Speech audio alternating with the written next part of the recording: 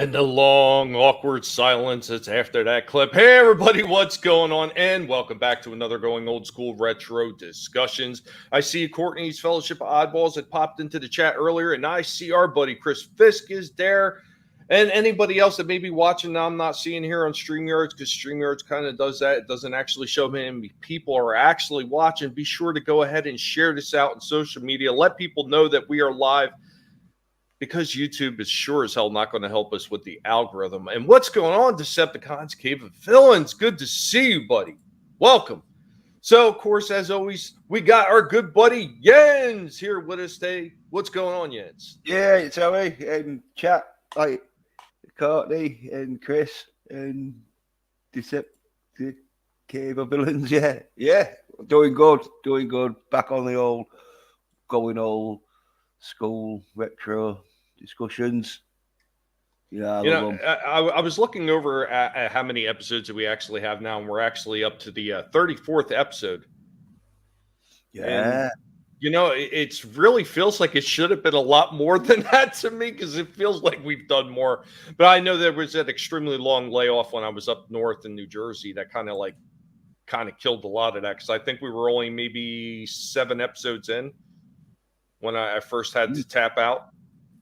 Right, yeah, because I think I came in about the 20th sort of episode. No, well, good luck with that, Courtney. I hope it goes well. I'm in and out, guys, because I'm with a fundraiser for Rare Disease Day. It's awesome that you're doing that. Yeah. Be right back. I'm sharing on Minds Together. Oh, thank you so much. Appreciate that. Yeah, number 34. I'm surprised that Chris hasn't jumped in. Chris might be busy. Maybe he's on that exercise machine again. If you're not, Chris, you should be up here too. Yeah, but I think Chris is having trouble with his iPhone. Can't imagine that. I just had trouble with mine just recently. Apparently, there was a big update that didn't go through for whatever reason. And it actually stopped me from being able to use my bank app. And I was like, well, what the hell? I'd like to check my bank balance to see what's going on with my account, because I know the very first mortgage payment under this bank now is going to be due in another day. And so I like to check to make sure I got enough money sitting in the account, just be ready for it. Yeah. Make sure, you got the money in, because if you want, the banks get on you like real quick about it. Yeah, well, you don't want to screw up the first payment. No, yeah. Boo! Damn work. Yeah. And what's going on, Walton? How you doing? Hail the mofo in the chat. What up? But I wasn't really sure what we were going to talk about today, so I just kind of prepared a few clips. I wasn't sure if I was going to do this one first, but I think I might run with this one first just to get it out of the way. So 2 weeks ago, we did that Battlestar Galactica one. And what a great discussion we had with Brightest Day and you and Drew. Who else dropped in on that one? Deej Odyssey. Such a wonderful discussion. I think even Shellback might have stopped in for that one too. Maybe. Yeah. I know he was in last week for Buck Rogers, but I maybe he stopped in for Battlestar. I can't remember now. I feel horrible. If you were here, Shelly, sorry. But one of the things that I wasn't able to do when we did that Battlestar is I wasn't able to show some of the toys that I actually had, because I, for whatever reason, got stupid and I didn't upload the clips to StreamYards, and I completely forgot about them. Well, I went ahead and I dug them out. So I have some of them old Battlestar Galactica toys that I'm actually going to show off right here, so we can wrap up that discussion from 2 weeks ago and just kind of get it out of the way. So here we go with the first clip.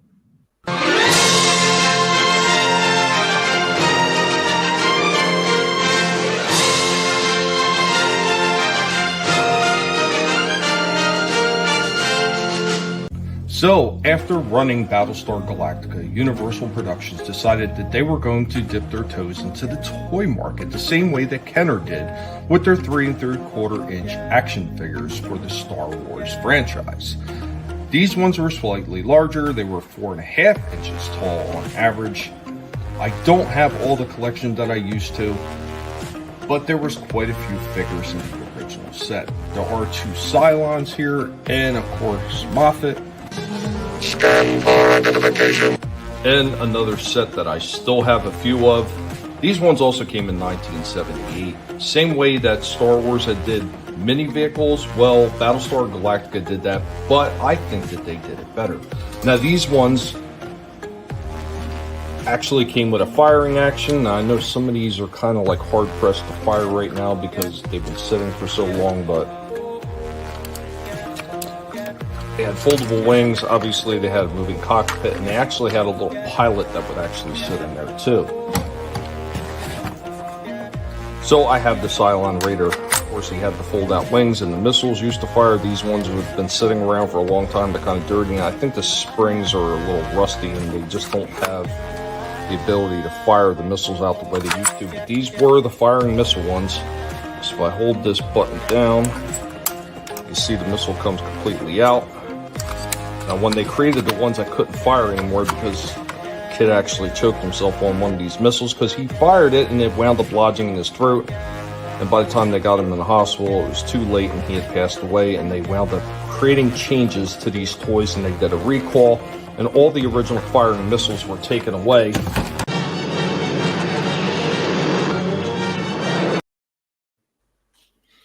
So we have that one, and then we got the wrap up for it because unfortunately, because of the way my internet works, I can't load that up in a longer clip. I got to break it into two. So we'll go ahead and play this one, and we can have a quick discussion about that. And they actually did what they have on the back of this Scarab unit. So basically, you would fire it, and it would just pop out just a little bit like that. I always hated that. Thought it was stupid. But unfortunately, my Scarab is missing a door, but it was an interesting piece, and it actually broke down and kind of came apart, so you could kind of change how it was designed. Like, it was different. I don't remember ever seeing anything like this in a show, but I do have the original box with it still as well. I know I have the original box for a Cylon too, but once again, it's something when I packed it away, they didn't all wind up in the same place. So of course on the back, like you see in the back with the Viper box, shows all the other figures they had. Of course, the Cylon Raider, the Stellar Probe, the Viper, and of course the Scarab.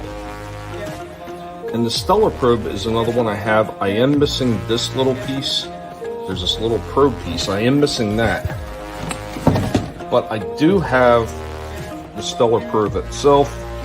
And I believe this is another one that was... Oh, look at that. Those missiles still fire good.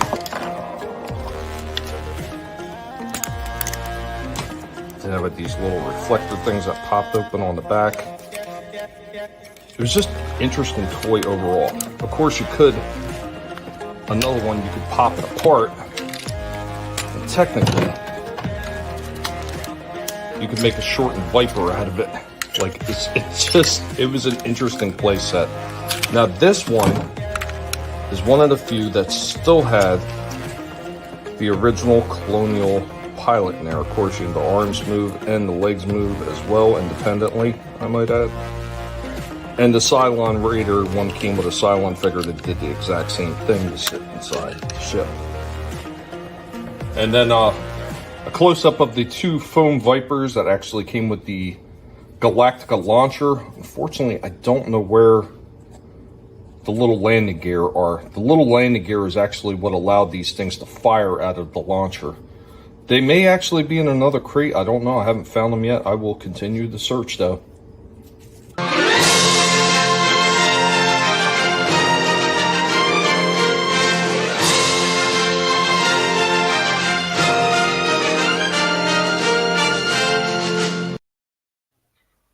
Yeah, man. Real quick, let's go ahead and say hi to some of the people that have stopped into the chat. Captain Trek, what's going on? Wookie! I had that. What's up, Wookie? Tina Bojan, welcome. It's good to see you. Thomas Burns, hello there. Welcome. I hope that you're having a good day. Brutal Morningwood, best name on YouTube. What's up, Brutal? So I know we had that discussion 2 weeks ago, but that was actually one of the things that I was looking for to show off those old toys. And I'm actually surprised that the Stellar Probe actually still fired, because both that Cylon Raider and the Viper both of them, I swear, I think those springs probably got rusty or something. Like maybe it was too humid up in the attic. I think, it could have been the tension too with the missile in there. Yeah, because if you keep the missiles out, then the tension will be all right, I reckon, because it'll be fully like sprung out. But once you put them missiles in, it causes the tension. And so if you leave them in there, the spring, because like I reckon if you could get to the spring and just pull it a little bit and lengthen the tension out a bit, then it'd fire it. Because I think with him having pushed back, like they've sort of got where they prefer to be smaller springs than there was originally intended. Yeah, I think a lot of those springs, because I remember when I was younger and I was looking at some of those springs, because a couple of the toys my father actually had apart because he would try to mess with some of them that weren't working properly. And I do recall those springs in there being just a little bit smaller than the old pen springs with the clickers. Yeah, they used to have those little, those short springs in the back, and they were almost the same size, but the ones in the pen were longer. So these, they were tiny springs. And Chris says the missile was called the Darwin Missile. Yeah. But as far as some of the other ones that I used to have, it's kind of a weird thing that some of them got lost and some of them were still there. And quite honestly, I thought that I'd lost all those original ships. I thought they were long gone initially because I thought when I was younger I might have sold them. Turns out they were still sitting there. My father even kept all the damn boxes, which was another shocker, except for that Stellar Probe. The Stellar Probe pissed me off because not only was the box gone for it, but I noticed that back end with the thrusters, 2 of the thrusters were broken off the end of that thing. Yeah, kids' plastic toys are bound to get.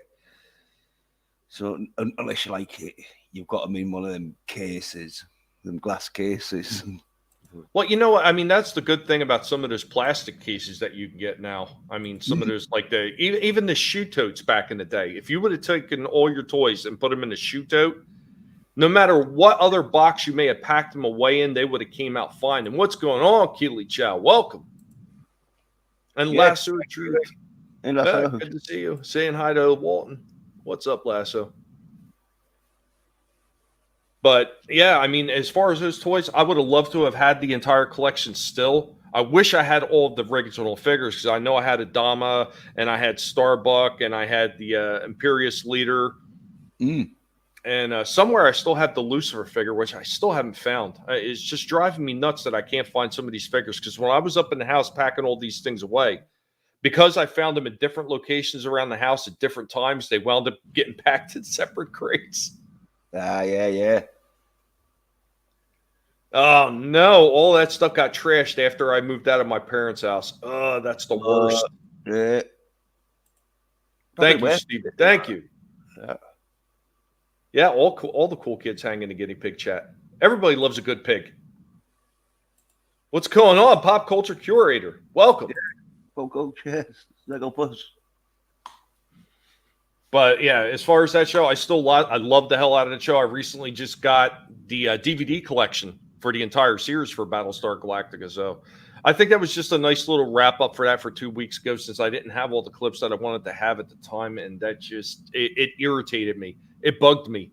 Like I was going through my video editor and like, why are these clips not up there? And it took me a few minutes because apparently I have about 3 separate Battlestar Galactica segments sitting in my video editor. So I'm sitting there trying to comb through them and find them all. And I finally found the right one with those toy segments that I just missed and I didn't upload for whatever stupid reason. But now that that's taken care of, I feel like I can move on from that.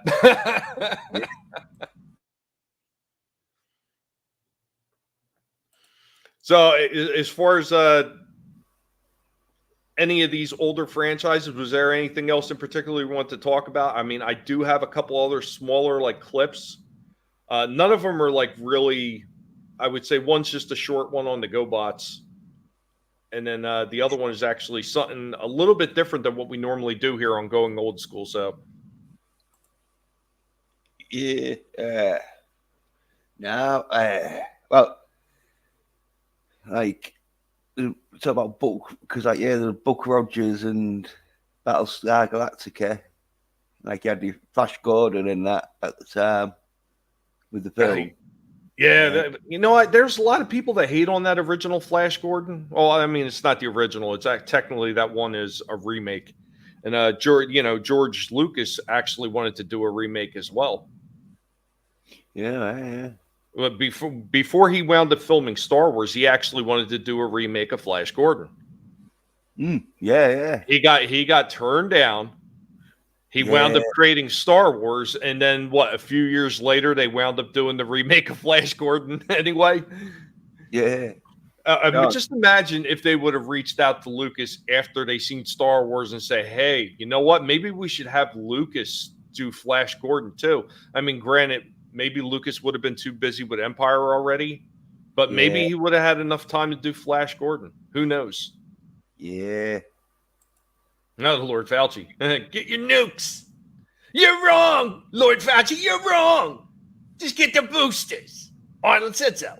Screw your freedoms. But I know when I was going on to that one site called Tubi over there, the one streaming service, they've got all that stuff. They got the old Battlestar Galactica. They got the newer stuff that Drew and Brightest Day are, always talking about with the Pegasus Actual podcast. And of course, they have the old Buck Rogers on there as well. Going on, CJH, and what's going on, Keck 44? Yeah, Keck.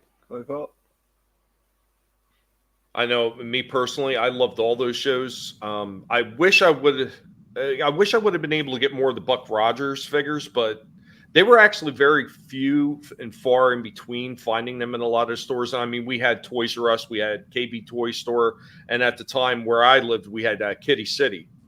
And then, of course, you had like your Kmart, your Clovers, and stuff like that. But most of the time, they didn't have very many, if any, of those Buck Rogers figures. When Battlestar released, that was another one. They had the regular figures.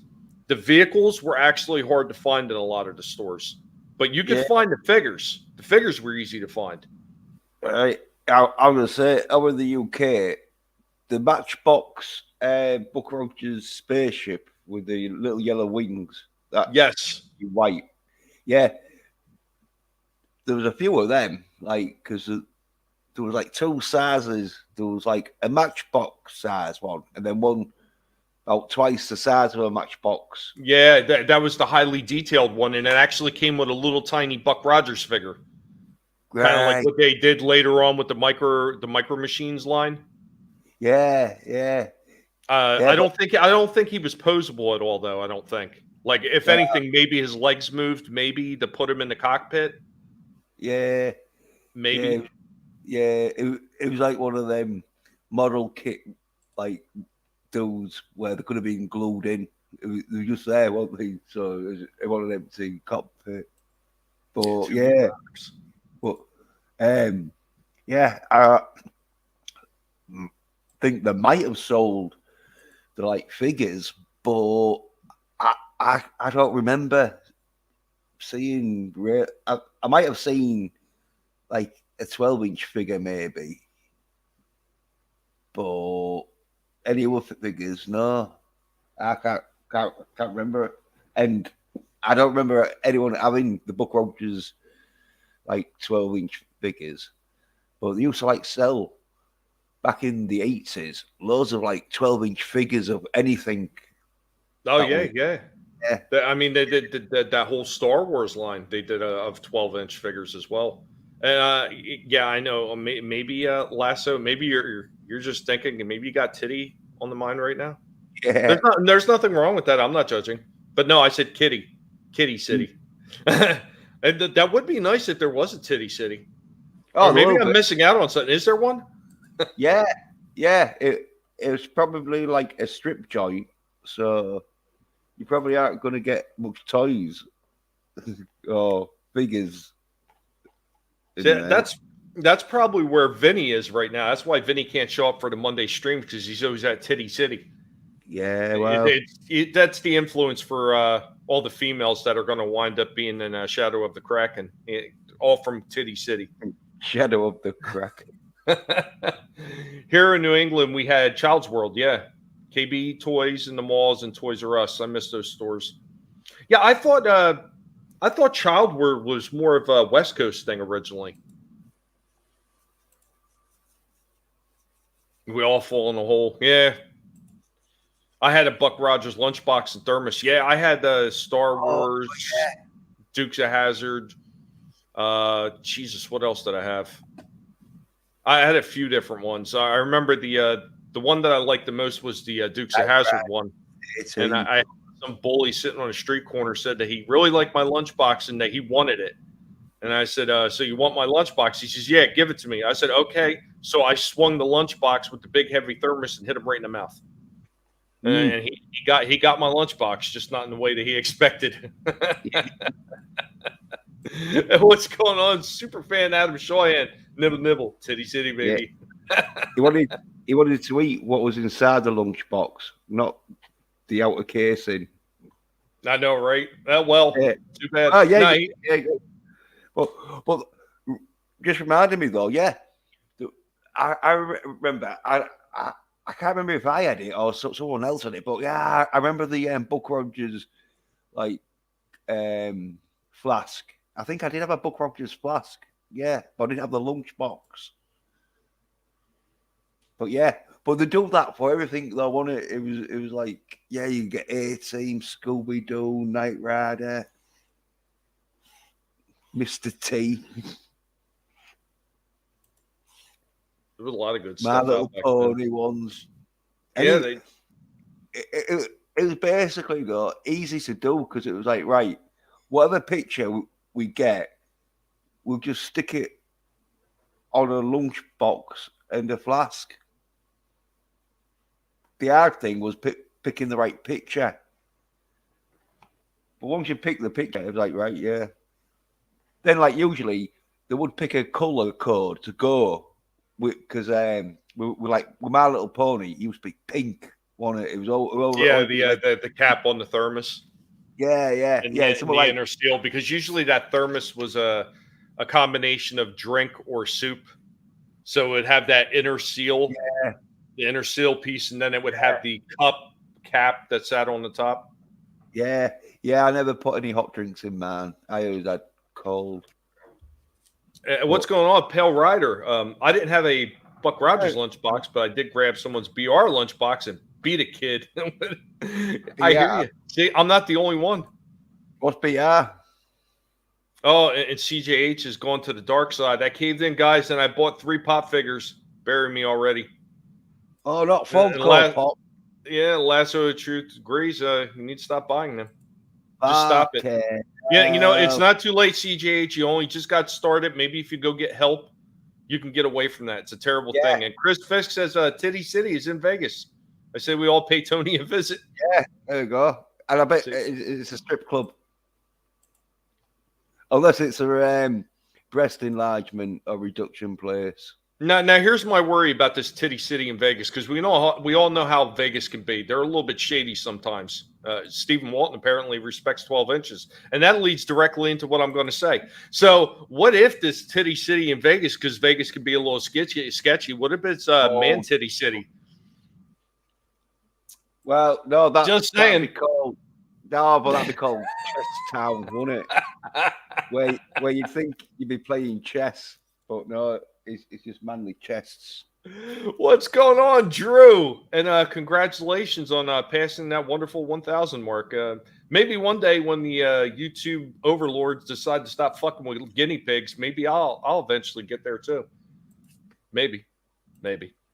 But if you guys haven't, Drew's already passed the threshold for 1,000. Now all he needs is some watch hours. So make sure, like, later on, if you ain't got nothing to do, like, pop on one of his older streams, maybe pop on one of his videos or something and just watch it through. Give him the hours, man. It'd be much appreciated.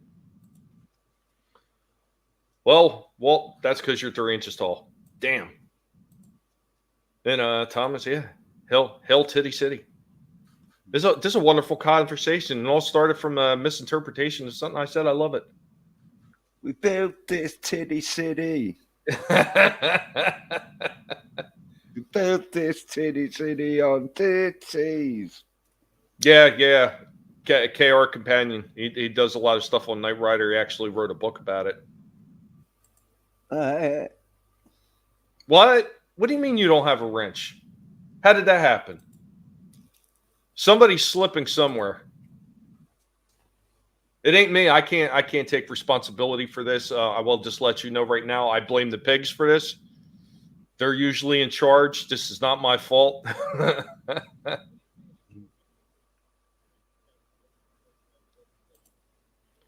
Let's see if I can find Drew. There he is.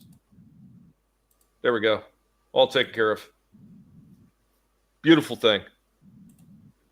The problem is choosing what whiskey to put in a fourth grader's flask. Oh, no.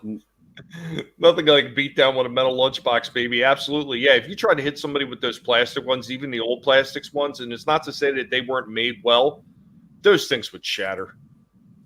The Scooby-Doo. You know what I had? It was a 1776 themed. I still have it. My dad still had it sitting over the house. But it had like those same, like the way the drawing was done, like they had the Saturday morning specials, like Schoolhouse Rock and stuff like that. They had one with these like almost like kid cartoon versions of the 1776 troops marching. And that's what I have on this one lunchbox with red, white, and blue all over it. Yeah. That's propaganda. Trust the science. Trust the science. Listen to your Lord and Savior, the mighty Fauci. Cap Stargate, what's going on? I think Steven has a problem with some kind of blemishes. He's got some rouge. Pop figure therapy session. Yes, you need it. Absolutely. Because once you start collecting pops, forever will lead you down that dark path. My real Ghostbusters lunchbox thermos exploded in my third grade QB because I stuffed Cementos in it with black cola. Oh, no. Oh, yeah. No, you know what the worst was about those things is because of the way they were made, because they were plastic all the way on the inside. Like some of the real old ones had the glass, you know what I mean, in the inside of the thermos. Oh, yeah. Plastic. So if you left something in there with milk and it curdled in there, it was so hard to scrub that shit out of there. Because the one time I brought my thermos home and I didn't rinse it out and I just left it sit and it got curdly like that. My father and my mother were not going to scrub that shit out. They made me go scrub it out. Fucking hell. Yeah, I just had like orange juice and that put in mine. So if you did get left, it was all right. Yeah, so I'm extra cautious about all that stuff now. Even like when somebody comes home with a coffee cup, I immediately throw that in the sink and rinse it. Pail Rider. I was a kid that wore his mom's graduation ring as makeshift brass knuckles. Movies. E-Tip would get on stage and show off his boobs. I bet he would. I could see him do it, probably doing it in like a Macho Man voice or something. Oh, yeah, it's E-Tip Queen in the movie place to be reviews, showing off the man pets for you. Snap into it. I could see it. E-Tip tips. The 1000 Club, yeah, absolutely. Go ahead and hail the Drew. I don't know. You know what, Captain Trek? YouTube really does hate me. They hate me more than I ever imagined they would hate me. And that's okay. Because I'm just going to keep at it. I'm going to keep irritating. Sooner or later, they're going to give up. They're going to get tired of it. I think I was copyrighted my channel to death to the point where I can get monetized. Well, I thought once you hit that number, you had to remove anything that had copyright claims on it before monetization. I have to watch the Laura Logan appearance again. Yeah, that was a good one. That was absolutely a good one. That or I need watch hours for membership only. Hey, Curtis YZ, what is going on, my friend? And Keely Chow respects 12 inches, but Drew's dong might be a little bit longer than that. Beware the Drew. Keely, you better watch out. He might hit you from across the way. Careful. That thing is dangerous. damn near killed his mother like a week or two ago. His mother was laid up because he just let that thing fly out of his pants. It almost killed the whole neighborhood. Careful.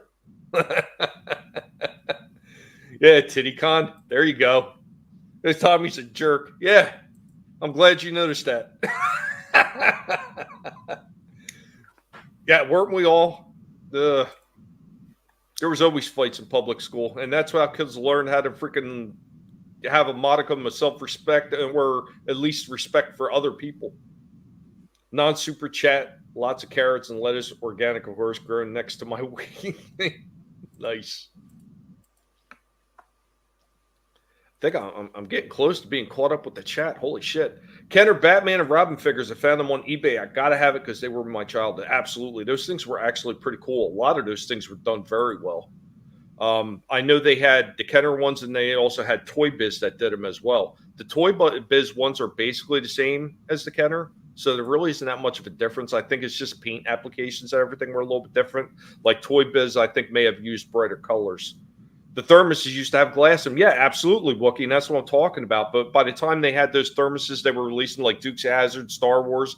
Those things didn't have the glass inside seal anymore. They had plastic. So they were a pain in the ass if you let shit sitting there all day and night. And taking my Scooby-Doo lunchbox with me to Titty City. Oh, yeah, that sounds like a good time. I'm going to go to Titty City with my lunchbox. Yeah. So I can pack away a couple of those boxes. I miss the DC toys and action figures from Kenner and Hasbro. The bonsai tree scourge. Oh, no.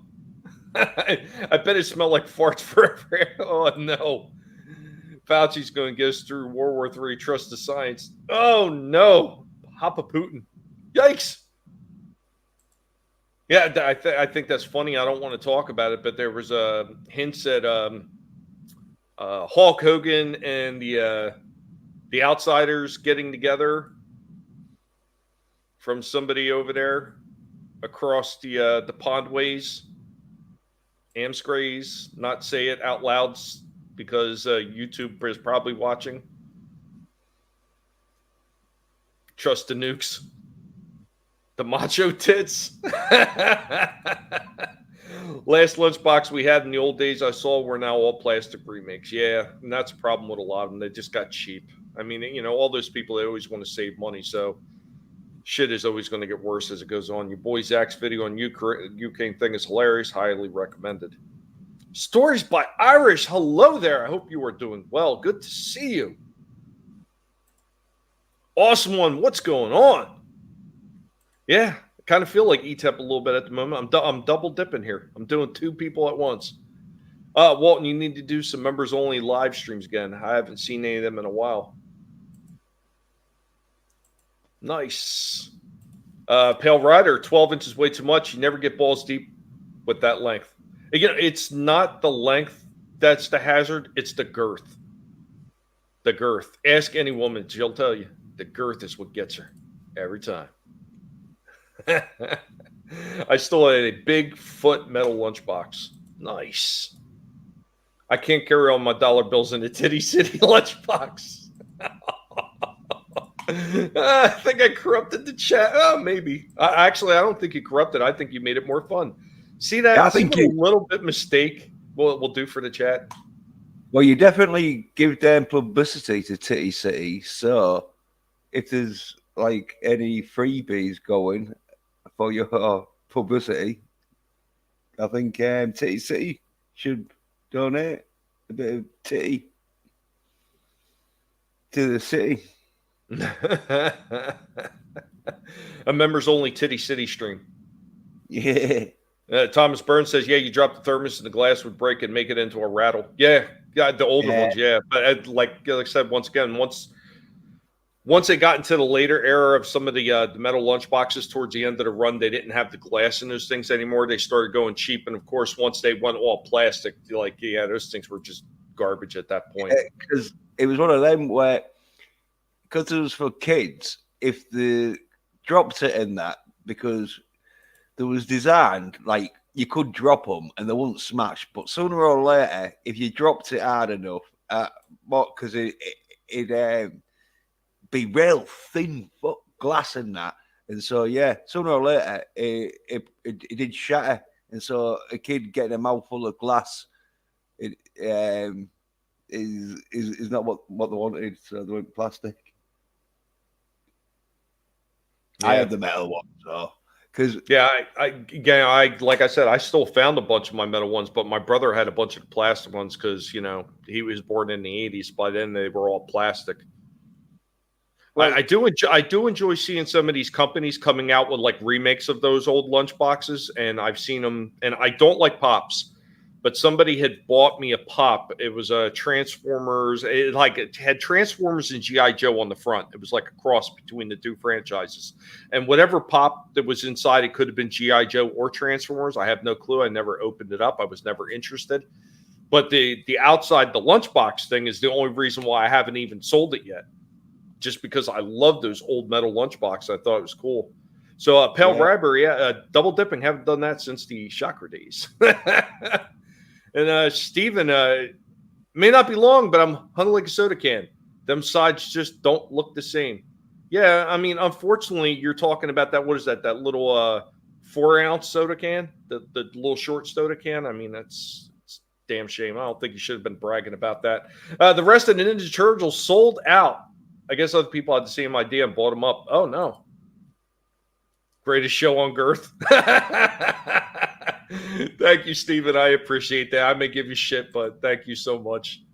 We're a bunch of assholes, perverts, and degenerates. Do you think? I didn't think so. I thought we were just normal. Bunch of weirdos.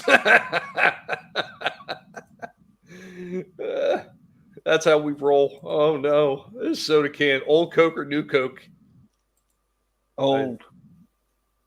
I remember the old ring pulls and all, where you didn't have to stick it into your can, where anything could have been on that can.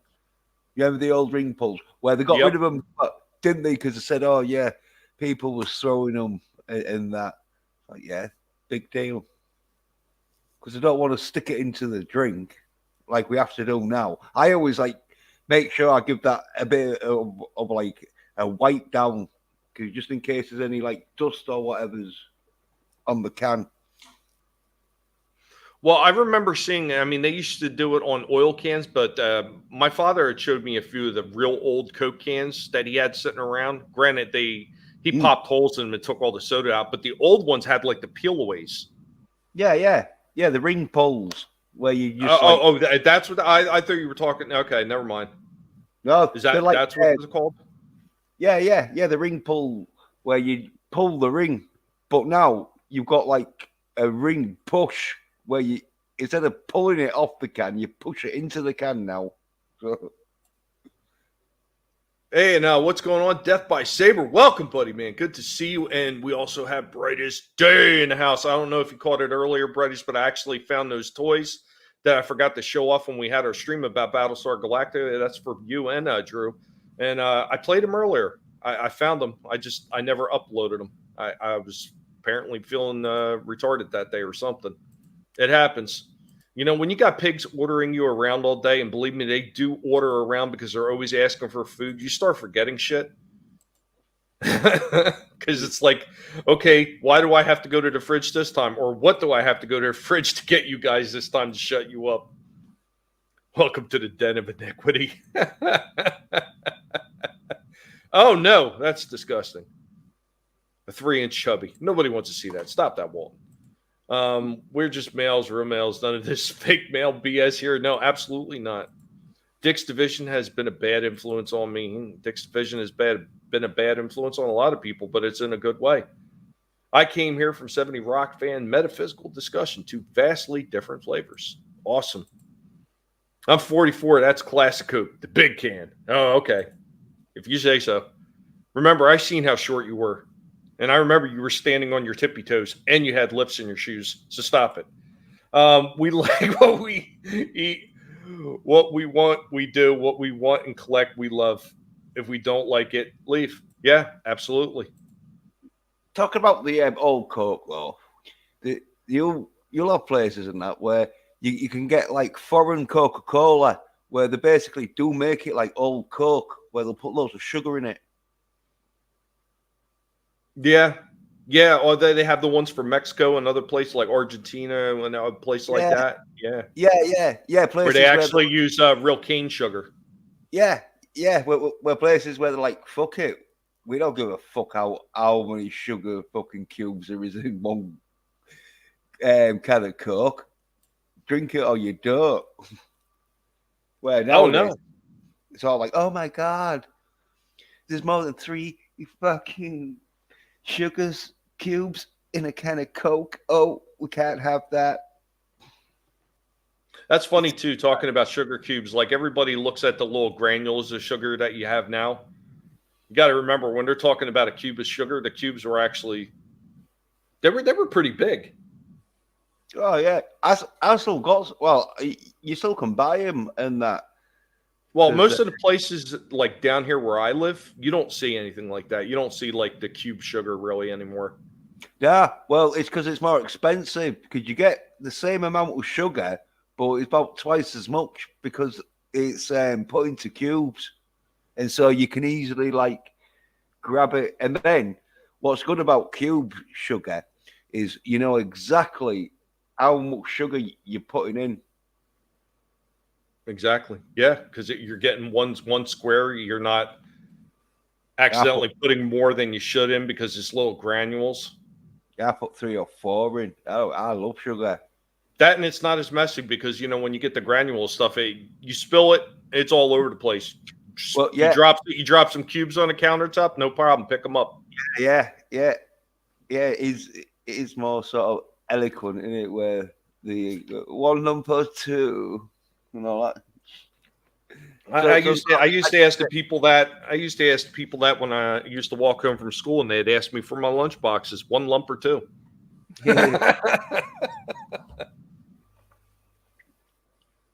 And Supreme Heretic says, "Hey Kidley, I got accused of being a white supremacist the other day." Yeah, it's not the first time, Drew. I don't care who you are. You've been probably accused of being a white supremacist at some point now with the way everything is going on in the current climate because these people are just so ridiculous. Yeah, I learned to never drink from cans when I was driving in Puerto Rico as a kid. Some kid caught impetigo on his lips after drinking from one. Is that the thing because of the rat or vermin? Well, whatever it was, he fucking had a medical fucking name for it. So definitely, as I say, I always like wipe them. The shops in the UK aren't so bad, but you never know because all it takes is for one of them cans to be in the back of a fucking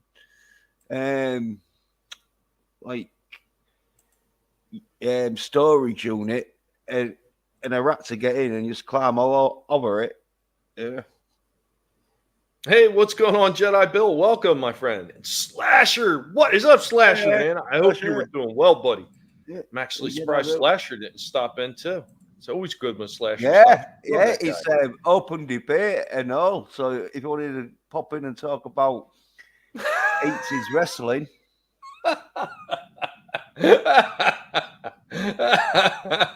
It's okay, Walt. You're a wee little fella. You're such a wee little fella right there, aren't you, Walton? Mexican cookie is cane sugar instead of poisonous HFCS. Yep. Yeah. High fructose corn syrup. Tastes like so. Yeah, high fructose corn syrup is a killer, man. It's what causes most people to wind up getting type 2 diabetes and fatty liver and everything else. Yeah. Cocaine. Yeah. You know what? I want to address that real quick. That is a bit of a fallacy. There was never any legitimate cocaine. Like when everybody says cocaine, you're talking about processed cocaine, the drug. That's not what they put in there. They actually used an extract from the leaf, but it said that it was actually the way that they worked with the leaf is they actually took the chemicals out that actually were the main ingredients in regular cocaine. Like whatever it is, they actually did something to change the chemical properties of what they were taking out of those leaves. So it was part of the cacao leaf. So technically you consider it cocaine, but it wasn't actually what you would consider processed cocaine that a drug dealer would be selling on the street. Yeah, I've seen that one over and over again. There's actually, if I forget how to do it, but there's a way to look at the original recipe that pharmacist used. If you look in there, he talks about he processes most of the stuff out that would actually cause you to get a high like regular cocaine would. Yeah. You can take away the high.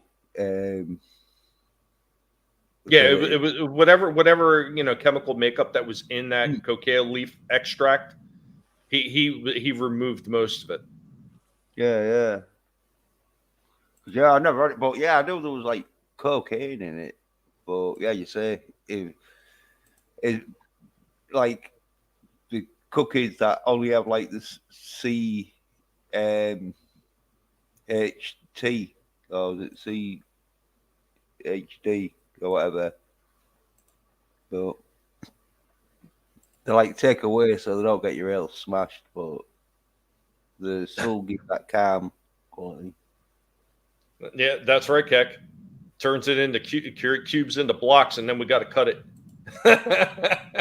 Joe, rabbits like ouchies, what's going on? Hey, guinea pig, Jens, and chat. What did I miss? A whole bunch of stuff. Apparently, a lot of things happened in the chat with Titty City. Walton talking about he was as hung as a 3-ounce can of Coke. A lot of interesting stuff going on, and some Battlestar Galactica toys that like and then our buddy Drew, Supreme Heretic, crossed 1,000 subscribers and just needs his watch hours now so he can get full monetization. What's going on, Death by Saber? Do you remember the pink soda can tab? Yeah, I remember the tab, and I do remember them doing a pink soda can. Well, yeah, I remember the tab because it was clear. But yeah, they were doing the pink ones for wasn't that for breast cancer? They were putting the pink ring tabs on. Yeah, they always do for breast cancer. Do they still do it? I mean, I don't know. I don't really buy a lot of cans anymore, so. Well, yeah, it depends what corporations wanting to do a bit of breast cancer. Fucking. What's up? How's everybody? Yeah. What's going on, Slasher? What you guys talking about? Well, right now he was talking about cocaine, and I was explaining how there was no like legitimate cocaine in Coke. I'm sorry, it was actually it was part of the extract from the coca leaf, and he actually did something with it where he took most of the chemical compounds that would be in processed cocaine out of it. Have you ever heard the thing of how Sigmund Freud used to prescribe cocaine to his patients? Yeah. It used to be like a painkiller or something, wasn't it? Well, back then it wasn't regulated at all. They just considered it something to treat people with. Yeah. But imagine prescribing cocaine to depressed people these days. Well, it works, doesn't it? But it's one of them where I don't know. The people that I've known that were huge coke heads. Once they're high, they look pretty miserable when they're high. So maybe they just don't even know they're miserable. Catman, D.D. Myers, what's going on? I mean, I guess.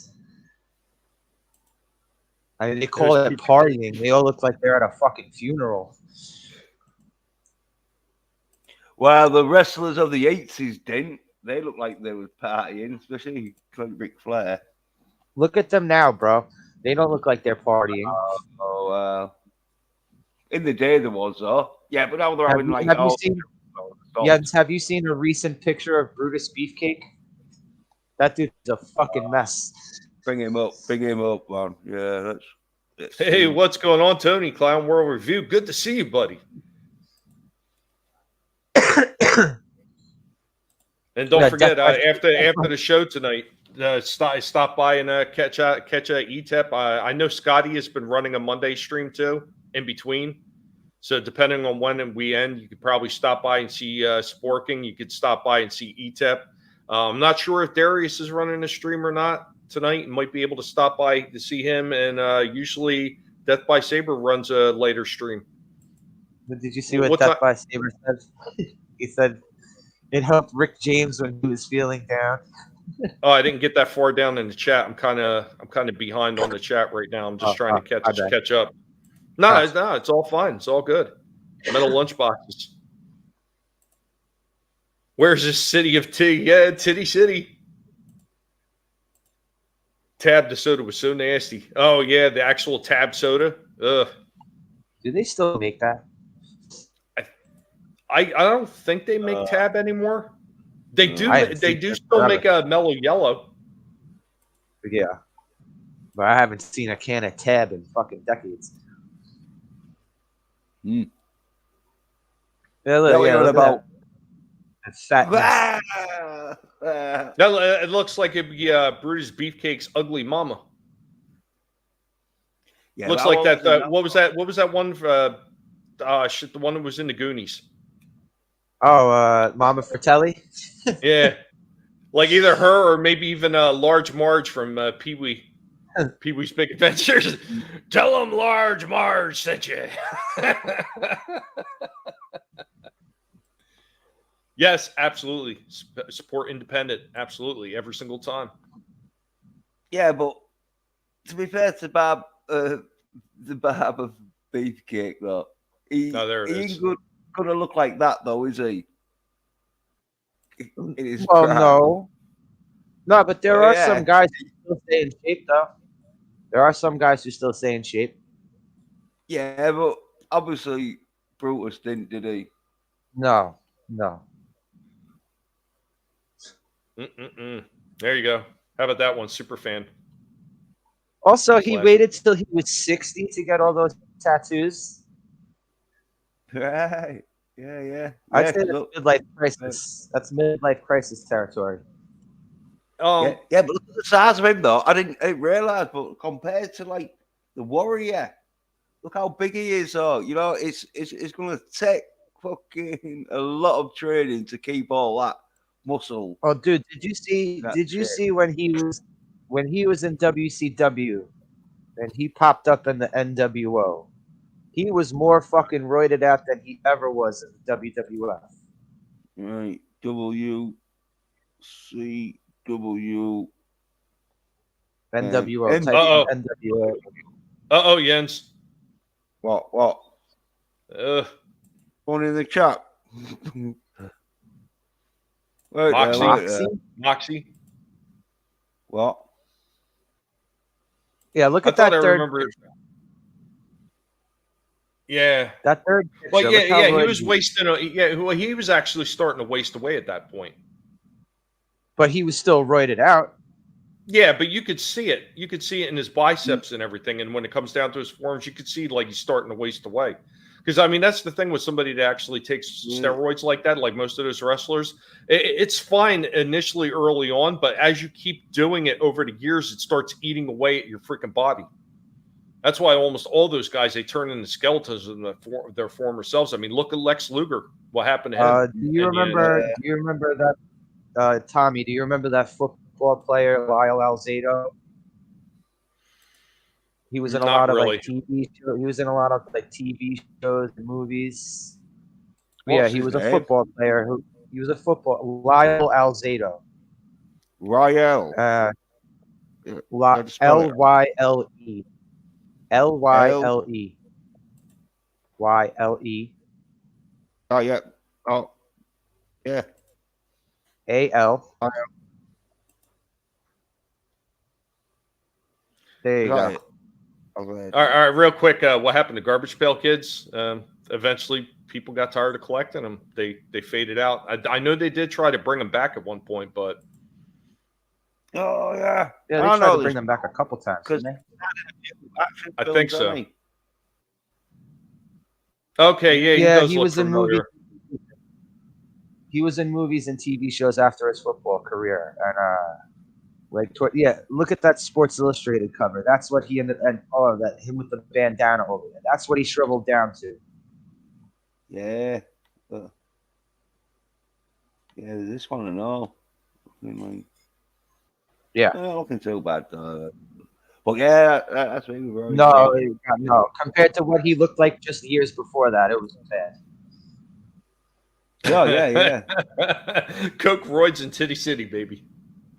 You got death by saber. Cocaine helped Scarface take multiple gunshot wounds and kept on trucking. Jolt. I don't think I've never drank Jolt. I never wanted to. Plus boner pills. Hey, you seen this? Did. You are absolutely right. That is a good way to explain what Lex Luger looks like now. Yeah, I know. That's about right. Lex Luger's got like a turtleneck now. It's insane. Oh yeah. Yeah. See, look, here's a movie poster with Lyle Alzado in it, Tommy. I know. What do you think about that? Then are you going to be reviewing that? Yeah, because if you I was just going to ask the same thing. When's that coming to your movie reviews? Let me down for that one. I don't know. I think I might have to put it on the list, bro. Yeah, that one just made the list. That Chris Jericho in it. You just made the list. Is using a concrete digging. Yeah, is it a jackhammer? You got the fucking jackhammer. But it's a jackhammer. It almost looks like it's got a scope on it. On it. It looks like it's got like a scope for a 50 cal on it. Yeah, I want to see that film just to see exactly how that machinery works. I bet you that shit is on YouTube for free. Yeah, super fan. Roids make your pecker limp. Boner pills make your heart explode. Along with coke makes you dead. And Marby Dog, what's going on? Absolutely. Lex Luger helped Miss Elizabeth overdose. Of course he did. It also makes dick limp. It makes it shrivel up, so it goes smaller, and it makes you have hissy fits like you're on your fucking period 24/7. Yeah. Right. Well, it's because they inject themselves with female hormones, so they get more fat on the body that they can turn into muscle. I gotta read this real quick. Alec Baldwin talking to himself. I sat alone at my desk with a packet of Splenda, and I thought, do you think I should take a shot at wrestling? This has been Alec Baldwin with your short.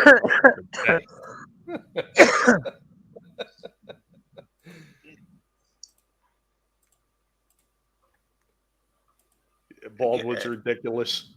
That guy, I can't take any of those people serious. It's just like when I seen that one thing that I can't talk about that. I want to talk about it, but I can't because I know YouTube will come after me with the quickness. Does this have something to do with Russia? Yeah. Yes. Okay. Yes, it does. Cheech and Chong fly up to the mother alien ship. Yeah. Next movie. Oh, the space coke? Master of the TDS, what's going on? That's Lex Luthor, not Lex Luger. Yeah, I know. Luger. what there he is. Yeah, there you go. It knows what. Yeah, it's Luger, isn't it? Not Luther. But anyway. Well, yeah. Yeah, you were trying to look up Lufa, is what you were trying to look up. And we were saying Luger. Yeah. But if you expect Luger to look like that, though, at his age, of course not. No. Because he now was he one looks of like, them. Now he looks like a turtle with no shell. Yeah, but remember, he did loads of roids, and that's what happens when you do loads of roids, and that sooner or later they stop working, or your body gets so fucked up on them that you have to stop fucking taking them. But anyway, he was one of them wrestlers where he wasn't really there for his wrestling; he was just there for the women to be like, oh, yeah, first physique. Yeah. He was off the sea. But he actually wasn't a bad wrestler, though. He wasn't like the ultimate warrior.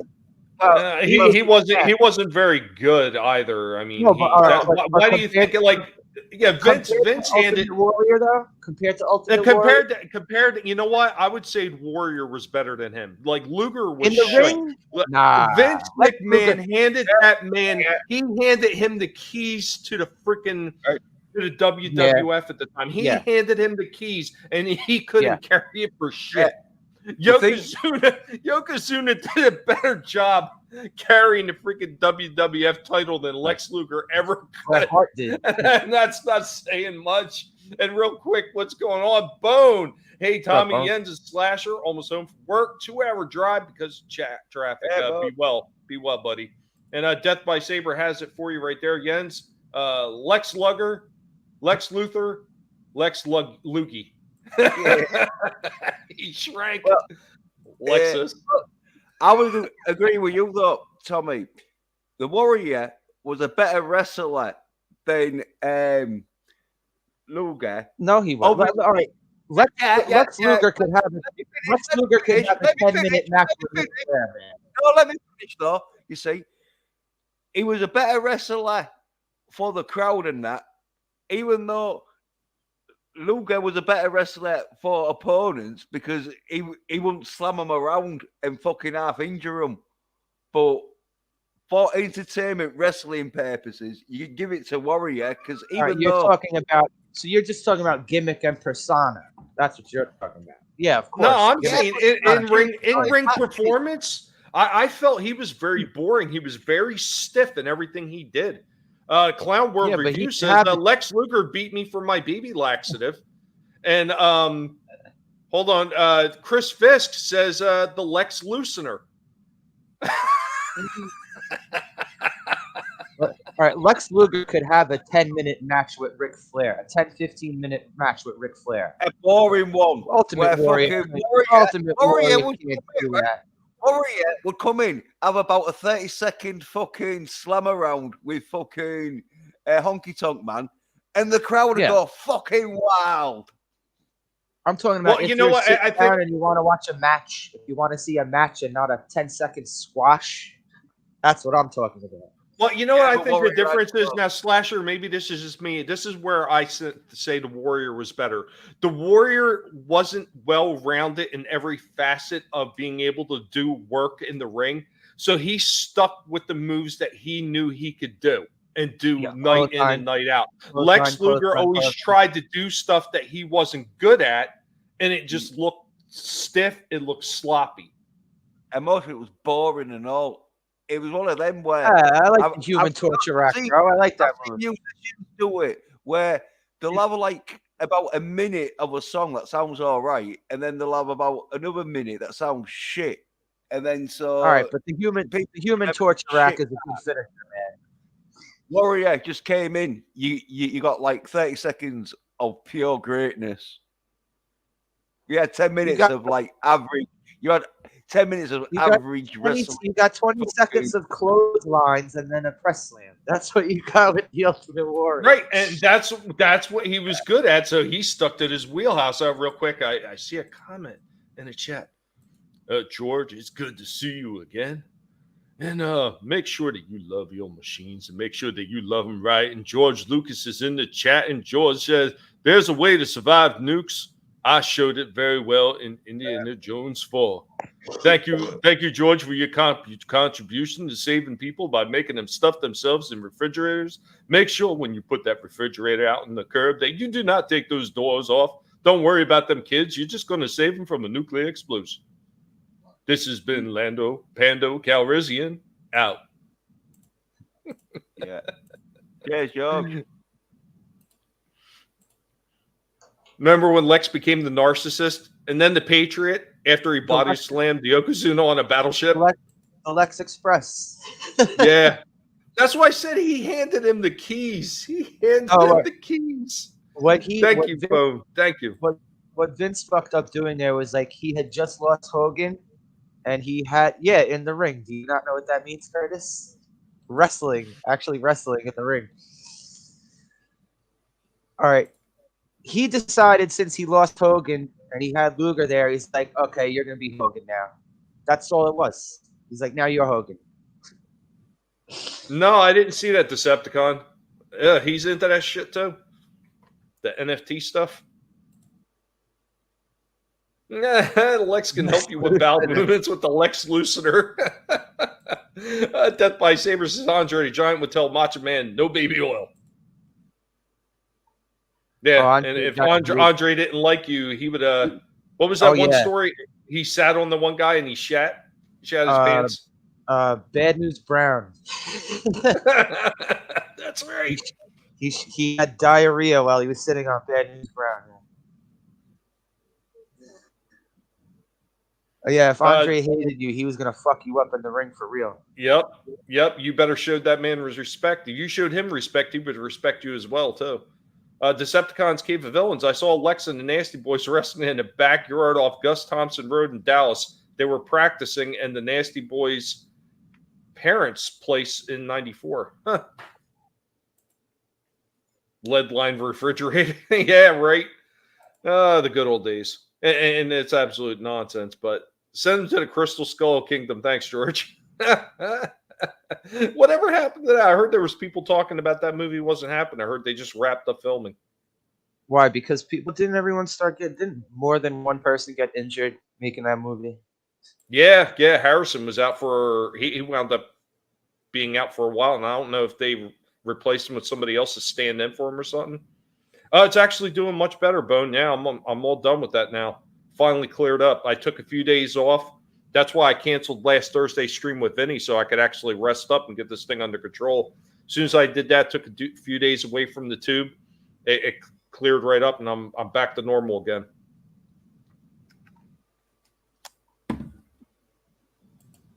Right, Jens, all the way up. Go all the way up. Right. You see that picture of Bam Bam Bigelow at the... Yeah. That is a YouTube interview with Bam Bam Bigelow talking about Bad News Brown getting shit on by Andre.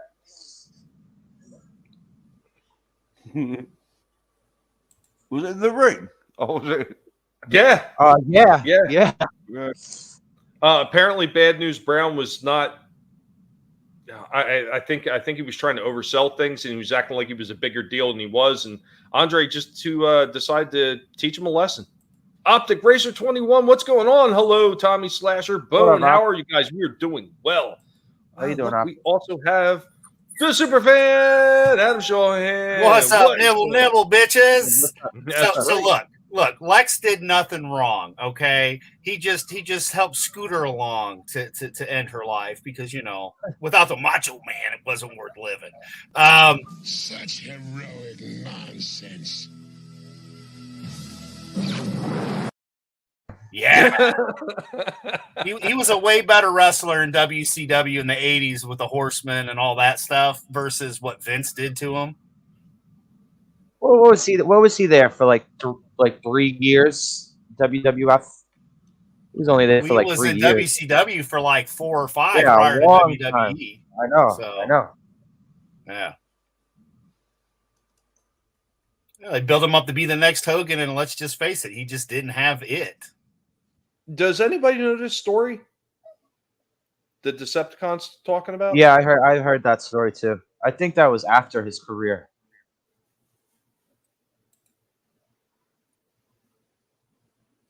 No, I did not know that one. Yeah, I heard about that one. Yeah, Dark Side of the Ring's a good show. Yeah. I remember early on, Slasher was actually doing breakdowns on a lot of those shows. It's bad when the retrospectives that we watch are better than the current product. Yeah, it is sad. It's so bad. Oh my God, Tommy! This last pay-per-view was worse than the Rumble that we watched together.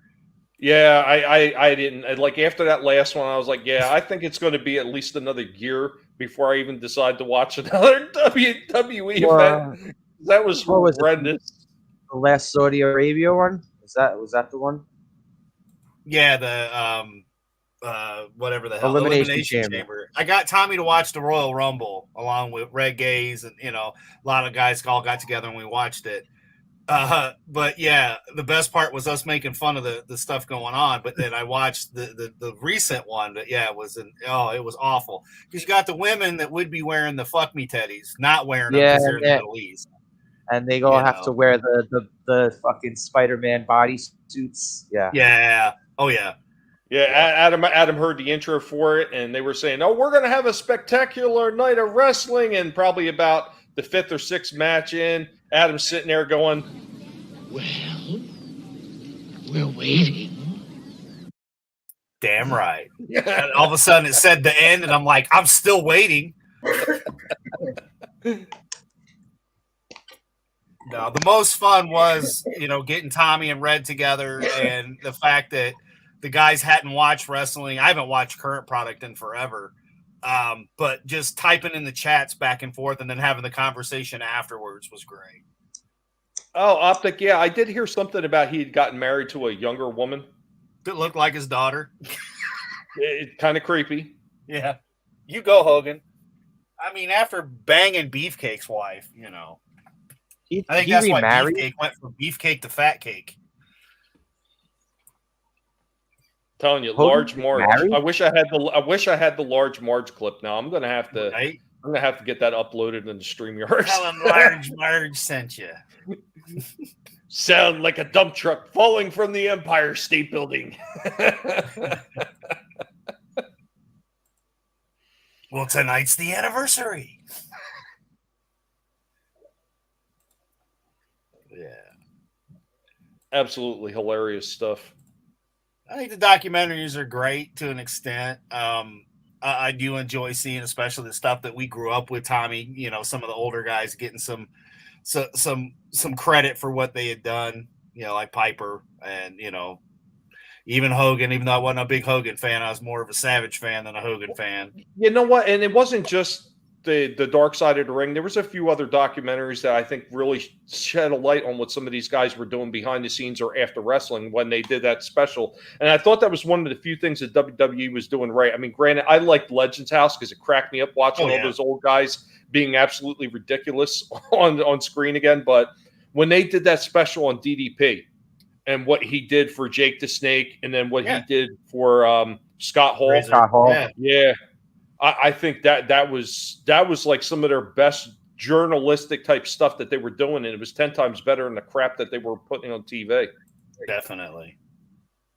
I just can't get excited. Look, I go back and because I'm in the 90s, like 91 time frame of WCW, and you got Kevin Nash as the Oz coming out. You've got Razor coming out as the Diamond Stud. Seeing these guys in their prime. And then, of course, a couple years later, they end up whisked away over to WWF, and then back to WCW, where we're at with Tony in the retrospective. What was Nash before Oz? He was one of the Master Blasters. Yeah. Well, wasn't he? He was also Vinny Vegas. Vinny Vegas. Yeah. Diamond Dallas Page was his manager. If it weren't for Diamond, though, if you think about Page, like the retrospective they did on him.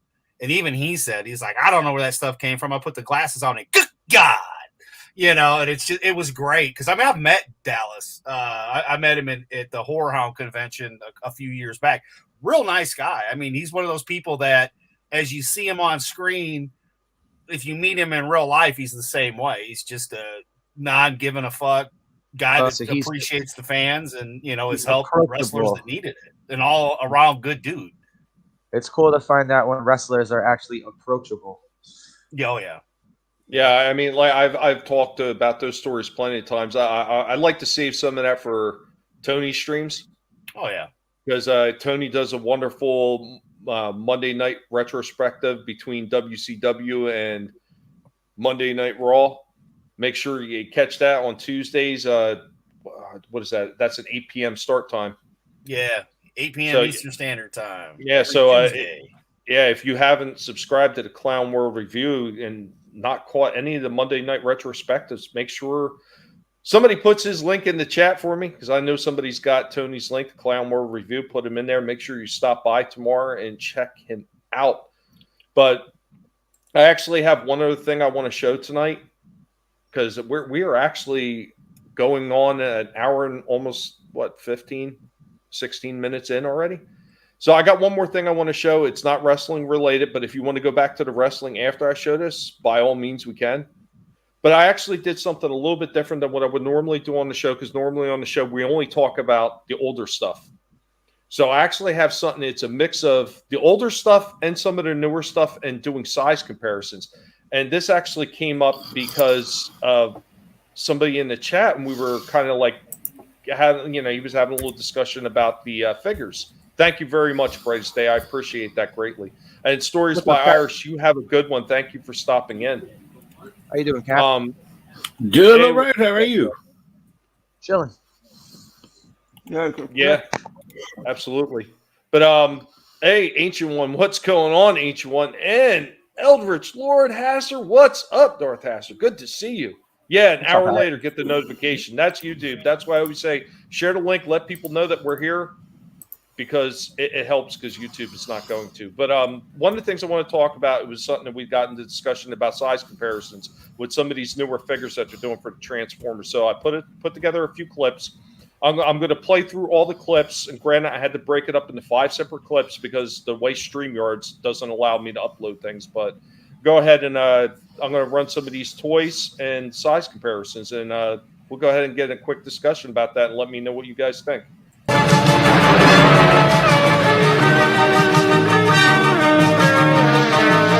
Transformers, more than meets the eye. So on display, what I have is all the Starscreams that I could find in my collection right now, spanning across many years and, of course, many different Transformers lines.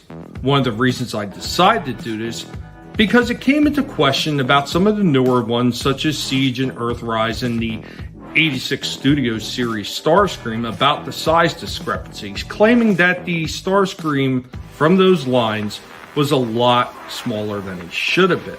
So what I wanted to do is I actually wanted to put that in comparison to some of the other Starscreams that were available through the different lines, and actually compare the sizes between all of them. Now, of course, I haven't done a lot of reviews on all these ones that I have present. I did do the Coronation Starscream, and in turn kind of partially showed off the Siege and the Earthrise one as well. One of these days, I'll actually get to a full unboxing of the Siege, because there's no sense to do the Earthrise since it's basically the exact same figure as the Coronation Starscream.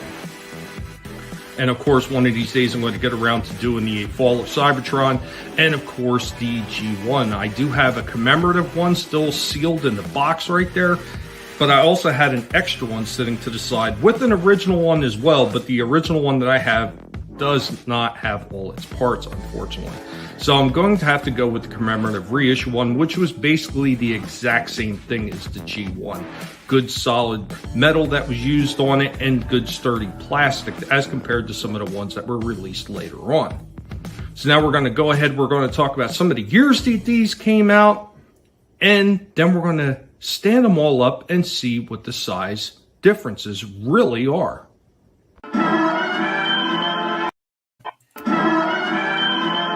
So starting off, we have in 2002, the Commemorative Series 2 Decepticon Starscream Classic Reissue. Now this one actually looks pretty cool. It reminds me a lot of that original box all the way around. Granted, the bio on them is shrunken down and it's not as cool as the original one, but it does a lot of the callbacks to that original packaging. I think they did a really good job. And also released in 2002 as part of the Armada series was this one from Burger King. This one was just very simple. Just fold it up, turn into some kind of weird little jet. Nothing spectacular, but still interesting nonetheless. So this one actually has a pullback feature, and he's supposed to spring up into place like the old jump starters. Unfortunately, he almost never lands on his feet. And next up, we have Transformers Generations Fall of Cybertron Starscream. This one was really cool.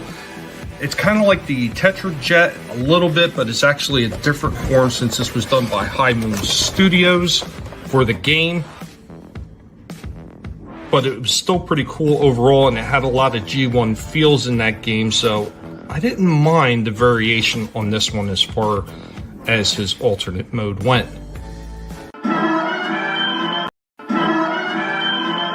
And the next one I have in my collection from 2018 is the Siege War for Cybertron trilogy Starscream. Now this one is a lot closer to that Sunbow Tetrajet form, but it also looks incredibly similar to a Colonial Viper from the Battlestar Galactica series.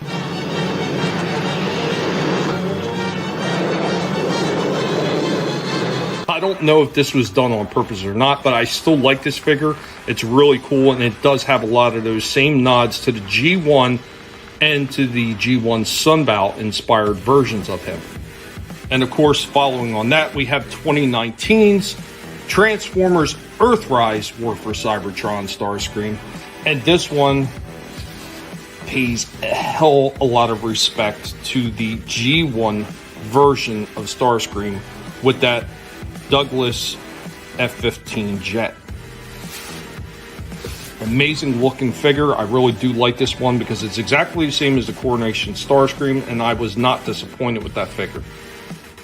And lastly, from 2022, Studio Series Transformers, the movie 86, we have the Coronation Starscream. Once again, exactly like the Earthrise in many respects, except they gave a lot of extra parts to give you that same look and feel that you've seen in the original Transformers, the movie from 86.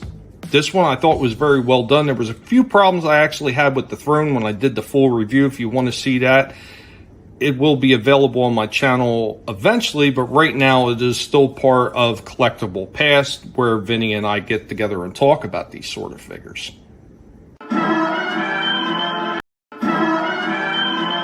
So, of course, starting out, we got the G1 reissue of Starscream, looking very much like his old original toy. The only thing you could really see is a huge difference is his null rays are incredibly long as compared to the original toy and much wider, probably because they were worried about somebody hurting themselves. But other than that, this thing looks exactly like the original toy. It is the exact same size. And of course, we put him up next to the other 2002. Well, there is absolutely no comparison. Does this guy even really need to be compared? We're just going to move him into the background where he belongs. And then, of course, the 2012 version of Starscream from the Fall of Cybertron. A little bit beefier, a little bit taller. Not by a whole lot, but by enough. I mean, he's somewhat in the same range, but just slightly larger, which is not that big of a problem. Of course, the one thing that I do like about the Fall of Cybertron and most of the Generations line, of course, they had that piping in there. So you get that nice eye glow going on. I always liked that. I thought that was such a really interesting touch that they added to the figures. Just to give it a little bit extra. Always appreciated that.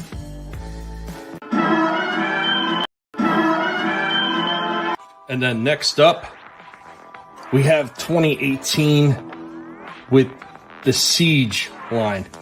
Now this one is considerably taller than both of them, making them both look like midgets. This one is extremely large compared to those. So when I keep hearing how much smaller these figures are, it just kind of baffles me. And of course, this was the last year that they had the piping. Let's see if I can get that angled right. Kind of see it there. That they had the piping actually in the eyes because they stopped doing it moving forward. And of course, if we bring out the 2019 Earthrise one, once again, being considerably larger than the rest of them because he's basically the same size figure, of course, completely remolded because instead of having that Cybertronian Tetrajet form, he now has his F-15 Douglas jet form. So when I'm not even going to bother bringing out the Coronation Starscream because it's basically the same thing as this, just with added parts. So when I keep hearing that the new Starscream is small, in comparison to what? This comparison to the old toys is much larger. Even the Generations line, which was a little bit larger, these are considerably huge compared to those. And of course, it just wouldn't be a Transformer video without Jumper leaving the final thoughts for you. That's right, you wink at them, Jumper. No, you can't nibble on Starscream. Stop that. Transformers, more than meets the eye. The Transformers. I know that was a whole lot because there was a whole lot of like clips that I had to put in there. Yeah, I hear you. Nice toys, nice sizes. Yeah, you know, I think they got better with them, and they did get considerably larger. Megatron, is that you? Here's a hit. And I seen somebody was saying that the one should be dust. They're talking because the fries were bad too. Yeah, Chris, size matters. Appreciate that, Ancient One. Thank you. And he's got Adam Shawhan's link up there. He's got Slasher, McSplitters. Thank you so much for everybody that drops all those links. But I see he said their fries were bad. I'm not even sure where I see that now because a lot of this stuff kind of like built up while we're showing all those clips. Fake super chat, a colossal size bag of premium carrots and premium lettuce for Tommy to get a big and his wife and to get a big pups, so they can weep out of complete happiness. Thank you, Ancient One. So, what did you guys think about the size comparisons on those? I have to agree with you. I don't see that much of a difference in the size. It's not like it's the Burger King size toy versus, you know. Yeah, there it is. That toy sucks just like their fries. Yep. I had what are those? What the wind up ones? Not the ones that you got at Burger King. What were those ones called again, Tommy? The jump starters. Okay. And then when they released the Decepticon ones, they were the Battle Charzers. And I have one of those somewhere in my house. Oh, the jump starter ones? Yeah, somewhere. I have it in my box somewhere. Yeah, you know, I wound up getting a few of them. Like, I had the original ones with the original boxes and everything when I first had them before they got swiped. But I like that Coronation. I like that Coronation one, even though he only got to look like that for like not even a minute in the movie. I still like that one. Yeah, definitely. Oh, Pacifica. The Pacific 414. Nice collection of Starscreams. Thank you very much and welcome. It's good to see you. Yeah, Jumper wants to turn into Beast Wars. Yeah, he started looking around like he wanted to nibble on those things. Like, no, not good. How much is Shockwave on eBay right now? No, I'm not sure. It depends on which one you're talking about and what condition that they're in, because sometimes those things can go for a lot of money, especially if you find one that's still got the original box. Holy crap, that thing can easily go for like, I would say at least like 300 or more, that minimum. I've seen them sell for a lot. I've seen even loose ones sell for a couple $100 as long as everything works. Like the one I have, I had to work on to get it. G1, okay. Right? Yeah, G1 the G1. sample? Shockwave. Size matters, just ask Drew. Soundwave? Shockwave. Oh, Shockwave. With that G1 Galvatron I picked up on eBay for like $10 because it was missing a hand, but it worked good for a hood prop for my carbon fiber hood. The car was all decked out Transformer style. Yeah, it was worth the $10. All right, Wookie, you have a good one. Thanks for stopping in, my Wookie. friend. Yeah, wait. You coming up? In the box, $99.99 in the box. Wow, really? That is extremely cheap. I wonder if the prices are coming down on some of them again. Because the last time I was looking at those, they were going for a lot more money than that. Now let's see how much Soundwave goes for. I know the last time I was looking at Soundwave, if I seen one his original version, which was from the microchange line in the original box, and he was called Cassette Man, and a box version of him was going for $1,000 at the time. Okay, this one Sounds about says right. Walmart reissue, and it's $85. That's not what I'm looking for, right? Not Walmart reissue. No, the Walmart reissue was maybe about 3 years ago or so at the most. Yeah, some, but All right, this one is Soundwave. It comes with the box, but it's out of the box. It comes with the figure and the box, but it's out of the box. And what the hell do we want for it? $99.99.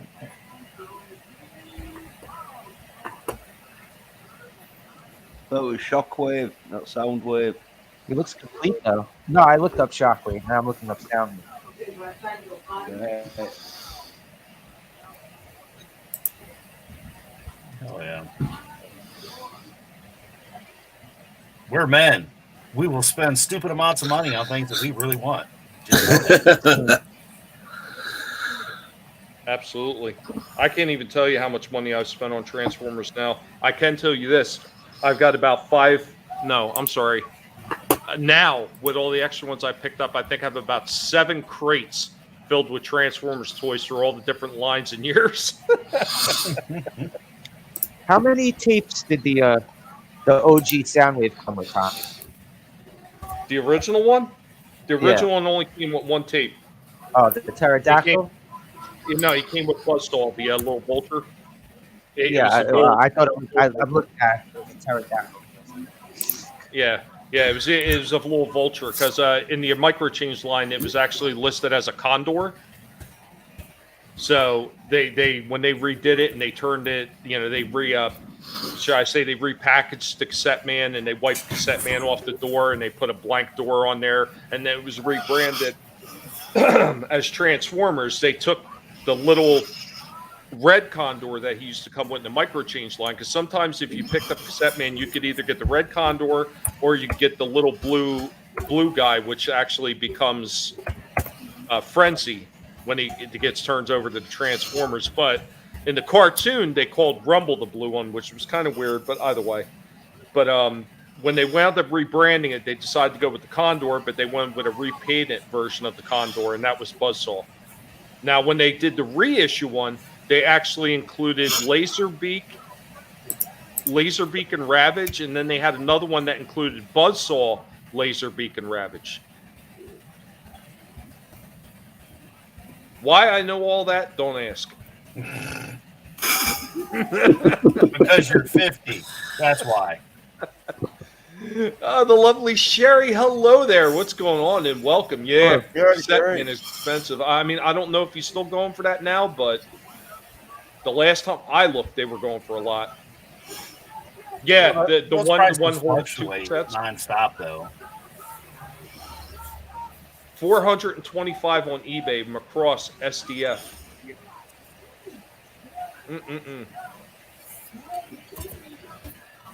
Talking about the Jetfire, the Macross. Yeah, crazy amount of money. Oh, you got a Masterpiece one? Nice. I remember when they first ended the line, as far as like Soundwave is concerned, they weren't reproducing anymore. That's when Japan actually created a Sound Blaster, which wound up being in the Netflix version, and he had the double tape, because it had an extra deep chest, so you could put 2 tapes in at once. And they also wound up doing another Blaster figure. I forget what they called that Blaster figure. They gave him a different name as well. So the other cassettes that came with Soundwave were sold separately. Like, would they come in like a 2-pack or something? They came in a 2-pack when they became Transformers. Now, under the original microchange line, they were each The tapes sold separately. The tapes with Soundwave? Yeah, like the Soundwave and even Cassette Man came with a single tape. And if you wanted the rest, microchange, they sold them all individually. So you would get this little box with 1 single tape in it. And at the time, I know when I was picking them up, because we went to the US1 indoor flea market up there in New Brunswick, they would be $3 a tape, or you would buy 2 for $5. So they were selling anywhere in between $2.50 to $3 at the time. And then when Hasbro rebranded all the microchange Diaclone under Transformers, they put 2 tapes in a box and sold them under that.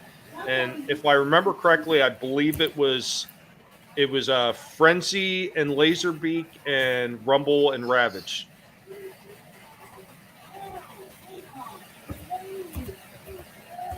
Sounds right. I think they were like $5-6 at Toys R Us, if I'm remembering right. Yeah, that's about right, because they sold the 2-packs. Yeah.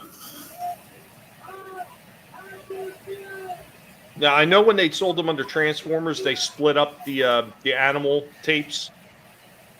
Instead of selling like Laserbeak and Ravage together, they split them up, and it was like Rumble and Ravage and Frenzy and Laserbeak. It was kind of weird, but and then Buzzsaw, of course, was just a reprint of Laserbeak, and they did that just so they can add another Decepticon, because they originally only had, I think it was 8 Decepticons, and they had 12 Autobots. Yeah. So that was just a way to create an extra Decepticon without having to actually dig into the microchange or the Diaclone for some other figures to put in. Now, the funny thing is the Insecticons were supposed to make it into that first year of Transformers, but for whatever reason, they decided to hold off. And then by the time they released them in the second year, they got rights from Tatsumaki Toys or something like that. And they wound up getting what became the deluxe Insecticons, were actually very cheap toys. Oh, yeah, some of the newer releases. Yeah, there's the Masterpiece one. I mean, those things are absolutely fantastic. They're like works of art. But they were extremely expensive, even brand new in the stores. They were going for over $75 a figure. Damn. And then they want you to get more than one. Well, the tapes were cheaper, but I'm talking like Soundwave, the Masterpiece Soundwave. He was like about $75 in the store. No, I was talking about more than one of the regular Transformers. Oh, yeah. But there's so many different ones, and there's so many of these side companies to make them. Oh, go ahead, Jens. There's a Soundwave with Laserbeak here with that Masterpiece thing. For $300, they're out of stock, so there's people buying it. Well, according to this, anyway, from Big Bad Toy Store.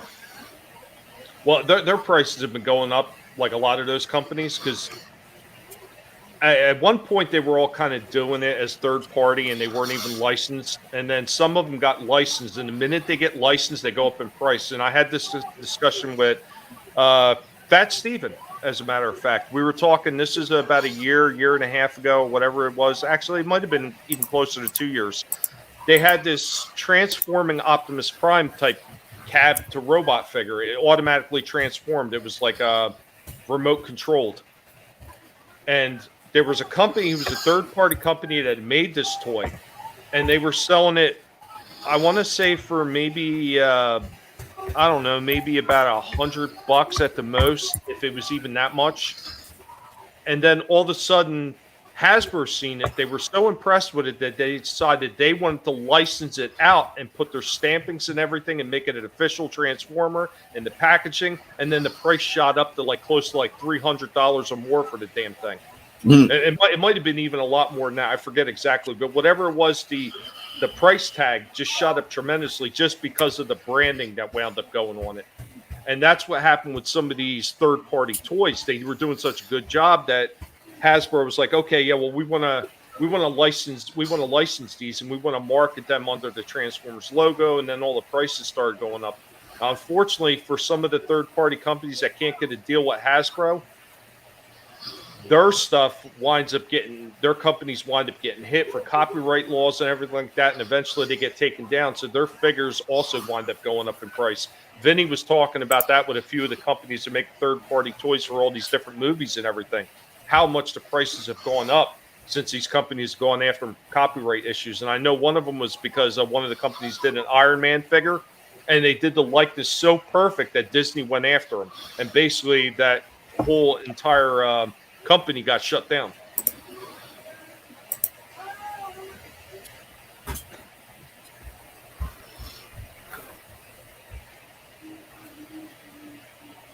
Damn you, Disney. Yeah, they go after people. Robert Downey Jr. would have come after him for face image rights. Right, likeness rights. This looks like me. Oh, that's funny, Bone. They actually did. I'm trying to remember if it was actually officially branded under Transformers, but there was a VCR Transformer. It was actually not the VCR, but it was the VHS tape. And I think the VHS tape, did the VHS tape turn into Soundwave, or was it just a separate Transformer? Somebody independent of one of the main characters. But yeah, but it was a Transformer from a VHS tape to a figure. I remember seeing that one. They also did one where they had a Soundwave who was like a MP3 player or something, which was kind of weird. I remember seeing it maybe about a year or two before Toys R Us had actually shuttered their doors.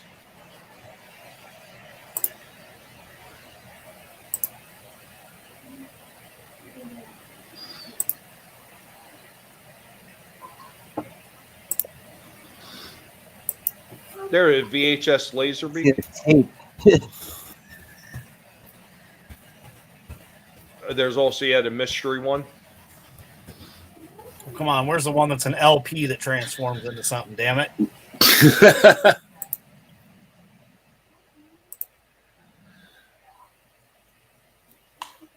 Yeah, so it wasn't nobody in particular. It was just a no-name character that was a VHS tape. Yeah, I remember seeing it. I just didn't remember who it was.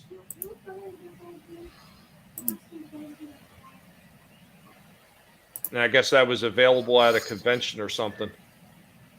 Because that was one thing they used to do, is they'd have weird things like that available at like conventions and everything, but they wouldn't be like fully marketed, so you would only see them at the conventions. The exclusives. Exactly. And I know Vinny was talking about that, and he said it pissed him off so much because he's trying to complete a collection, and then sometimes in order to complete that collection, you can only do it by getting these ones that are available at the damn conventions. Yeah, Yep. yeah. It's like the same with mailaways. With the mailaways they used to have. Yep.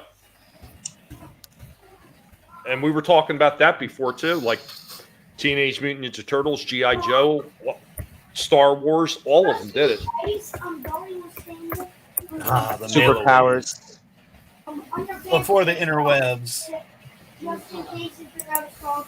And it's not even to really take away from some of those exclusives. Some of them were really cool. They were interesting to see. And it was always nice to be able to pick up a toy and then look on the back and say, hey, if I send in these proofs of purchase and I get mom and dad to send in the shipping, I can get a free figure. Of course, it really wasn't free, but because you're forcing your parents to buy enough figures to have those proof of purchases. And then G.I. Joe had the one that you're supposed to customize him. Like you were supposed to write down all the specialties and you could name him. They sent you the filed card with the name that you put on it. Yep. Yeah. The custom Steel figure that you make. Brigade. Yep. Yeah, my brother had that one. He had mailed away for that, and I actually found that at the house with the bio card and the little letter that actually came from Hasbro for it. So, yeah, absolutely. Soundwave had the coolest voice next to Optimus. I'd agree with that. There was no other character like it at the time when he came out that had that robotic sounding voice. I love Soundwave's voice. Where's my 8-track rumble? Yeah, be kind, please rewind. Yeah, maybe they should have made VHS tapes for all the minions of Soundwave, and he could have been the rewinder.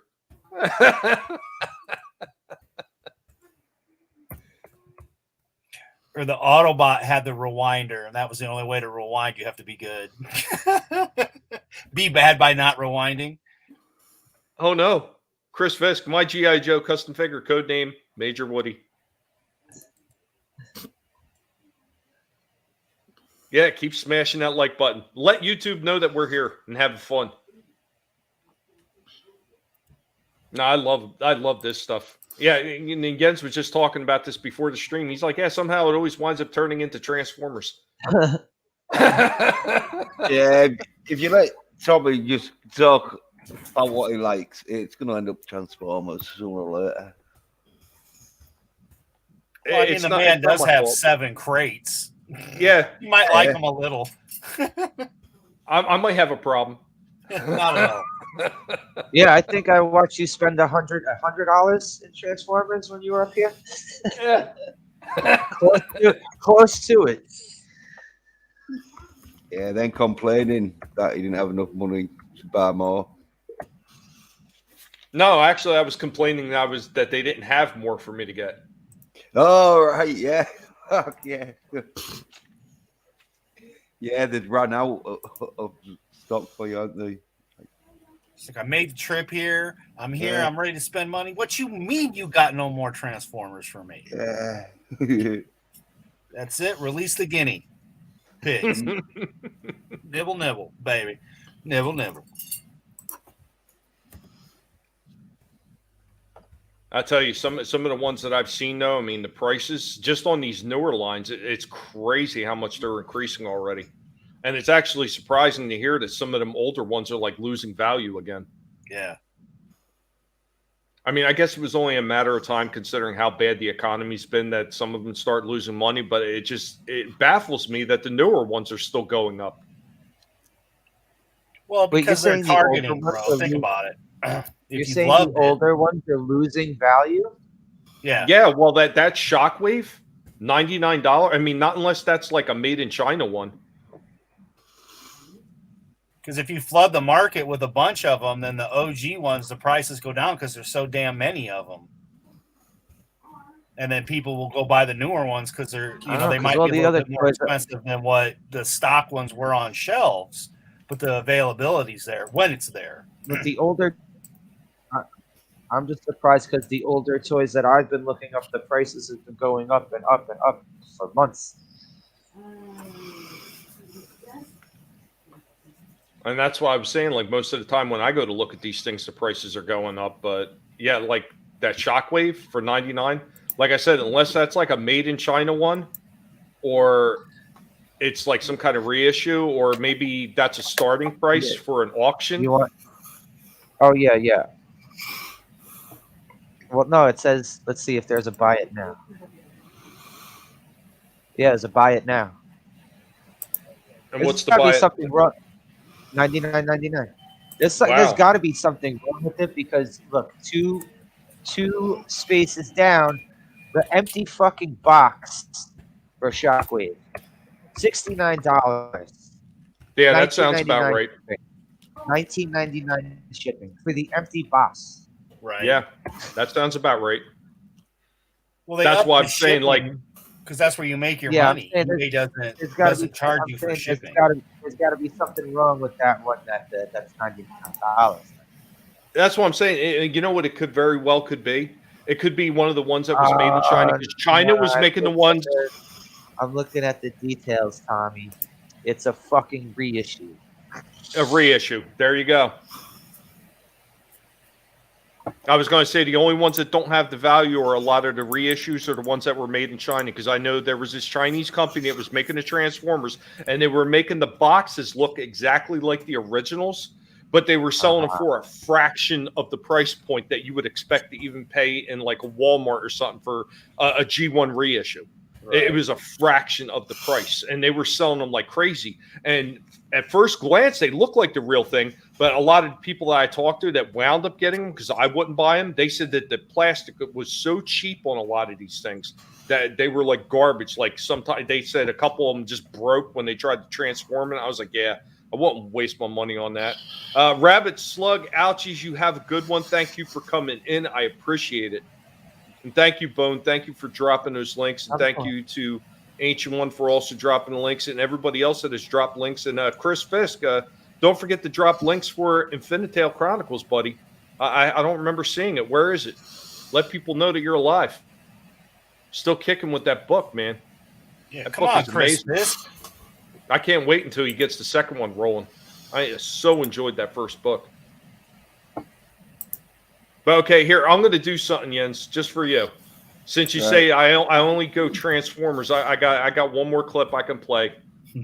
Just to play it anyway. I mean, I know we're rolling up on 2 hours. Hey, here, I'm going to give you something different. You ready? Yeah. All right. So today's toy line in question is going to be the GoBots. Produced by Tonka, which ran from 1983 to 1987. This toy line was actually based off the figures and characters produced by Poppy of Japan, which is a now defunct character division of Bandai, named Machine Robo. Now, very similar to how the Transformers had done it, they had taken what was pretty much just regular machines and robots and turned them into sentient beings. Now, under the original Machine Robo line, they did not have actual names. They were MR001 or MR01, MR02, and this stood for Machine Robo number 1, number 2, and so on and so on.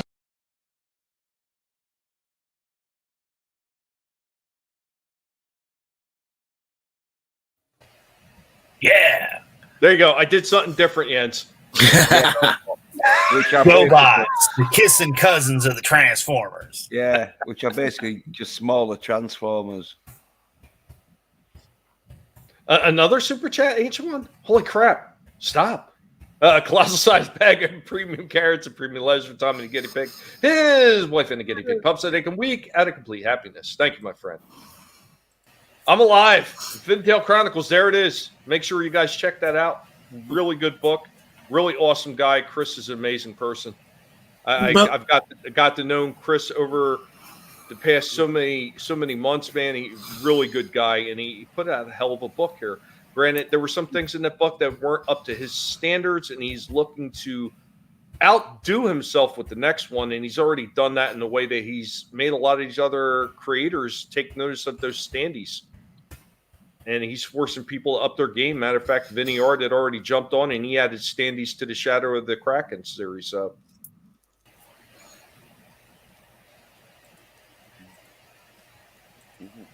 now that I got my non-Transformers branded extra toy out of the way, what else you got? Strawberry shortcakes. I believe it. I believe it, Jens. Yeah. You know, right after that, we'll bust out with the ponies and the bronies. And then we'll get some Raggedy Ann and Raggedy Andy action going on. Yeah, Tommy, I really want to talk about Rainbow Bright right now. Rainbow Bright. I knew it. I knew somebody would jump in with that one. Thank God. Boy, all the girls and boys. Maybe talk a little Gem and the Holograms too. She-Ra. Now I tell you, that's the one that I hate. I hate She-Ra. I despise it because I don't care what anybody says. As far as I'm concerned, She-Ra is the one that destroyed the Masters of the Universe line. Oh yeah. You know what bothered me? The only way I could watch Hordak on a fucking cartoon was on She-Ra. Like, come on, man, Hordak. Why was he in the He-Man toy line, but he's on the fucking She-Ra cartoon? Why can't we see Hordak on Masters of the Universe? He was meant for the Masters line originally. But they needed some bad guys for the She-Ra line because they didn't have anything really. So that's when they decided to just include them into the cartoon. Forever linking Hordak with that shitty fucking franchise. Because if you looked at the original Hordak, it didn't say She-Ra on it. It still said Masters of the Universe. All the evil Horde figures had the Masters of the Universe shit on the label. Bone said my sister had Rainbow Bright. Yeah. And you know, it's not to take anything away from those other franchises. They are what they are, and they help. Like, I know My Little Pony is one that my daughter was heavily into, and I know a little bit about it just because having to buy for her. So I had to figure out, what these ponies were, or what their names were, which one she liked. So I had to do a little research into it. But I mean, it's not a franchise that I'm into, but I don't really bash on it. I just personally, it's not one of my favorites. So, the Comic-Con Dallas off-brand version is going to have the original DC Batgirl who would roll around at car shows and show off the Batmobile. Nice. What you got here, Jens? What you got here? Oh, Rainbow Bright. Yeah. All right, which one did you have, Jens? Which one did you have? Oh, great night. I'm not going to fucking leave that toy shop without having the full collection. You had the horse too? Well, you had some, didn't you? Robot Chicken when she was on her PMS and ripped off people's heads and shit. Yeah. Pretty sure it was Robot Chicken. That sounds Robot Chicken. Oh wait, did the horse come with Rainbow Bright? No, you have to buy it separatly. Or maybe. Look. No, because I'm looking at her. Yeah, looking at her in the box, it looked like there was something behind her. What is that? Oh, it's a little fucking furry egg creature, huh? Yeah. Now, even though I wasn't it. Yeah, I was going to say, Twink. What is something? I can't even read it. I was going to say that was one of the things I actually appreciated that Target was doing, because Target had a lot of these retro releases of some of these older toy lines. And apparently my wife used to be into the Strawberry Shortcake, and they did do like a re-release of some of the old Strawberry Shortcake figures in the original boxes. So I picked her up one, and then I proceeded to get yelled at about, don't buy me toys. And I said, but you like that as a kid, right? And she said, yeah, but that doesn't mean I want another toy. And I was like, but you said you liked it. And she, like, I couldn't get over that part. You said you liked it. That's all I hear. That's the guy Tommy, response. That wasn't the toy she was thinking of. Oh, you're going to order some cakes? Yeah. Hey, look, they've done a new strawberry shortcake.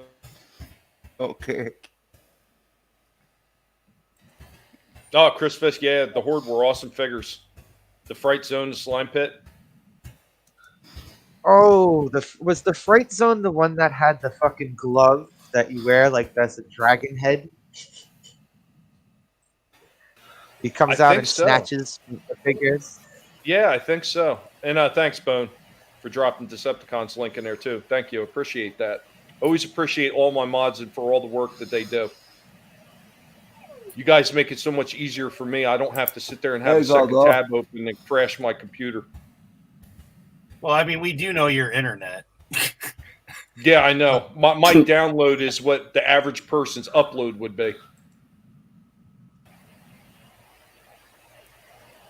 They're strawberry shortcakes. Yeah, I forget how many years ago they did some of those re-releases, but they look like the original toys. Yeah, look at them, mates. I think that was Blueberry Carol or whatever would be. Yeah, there you go, Slasher. Oh, Blueberry Betsy. But Fright Zone had the rubber glove dragon. Yeah. He comes out and snatches the He-Man figure throughout the fucking from the cave.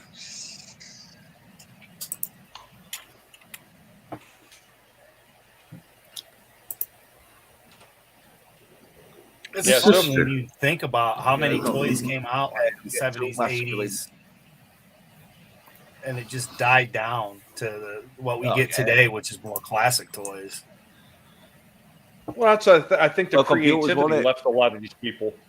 Well, yeah, to a degree, Jens. I think you're right, computers to a degree, but I think the creativity, there was no more creativity left. You look a lot of the people that were raised on video games, they don't seem to have the creativity for like toys for the longest time. The creativity was gone. And I think we're starting to see it return a bit. because I've seen some of these new toys out there. From a lot of these different lines, and even the shit. And I won't buy it because I hate Disney, but some of the stuff they're doing with the Marvel figures and the Star Wars figures, I won't buy them because I don't want to give Disney money. But some of those damn figures look absolutely amazing. Yeah. Yeah, some of those newer Marvel figures do look good, but those are also like fucking $30 a figure and shit like that. So, Yeah. Awesome, Decepticon. Oh, Frankie, what's going on? Frankie knows. Right. Okay. Looking back, I feel like Brandon's smelling those strawberry shortcakes in the dolls my cousins and her friends had. Oh, no. Yeah, that wasn't the strawberry you were supposed to be smelling. Yeah, the 70s and 80s were a great time to be a kid. You're damn right they were. And that's why a lot of these toy franchises are selling really good right now with these retro releases, because they're paying attention to the stuff they did back then. The shit that people wanted to buy. And I've seen a lot of these other companies that are picking up on that, and they're seeing what's selling. They're seeing that people want to see that retro stuff, and they're doing the same thing, and they're re-releasing them, or they're coming up with new variations of that. Like even the WWE did it with their wrestling figures. Like, what was that? Maybe about 3.5, 4 years ago, maybe 5. No, I mean, I think it was about 3.5. They did the ones like the old Hasbro. They had Hasbro re-release the ones with the spring activated like punches and diving stuff and jumping. Yeah, they did it with their newer guys. They had like a Brock Lesnar one, shit like that.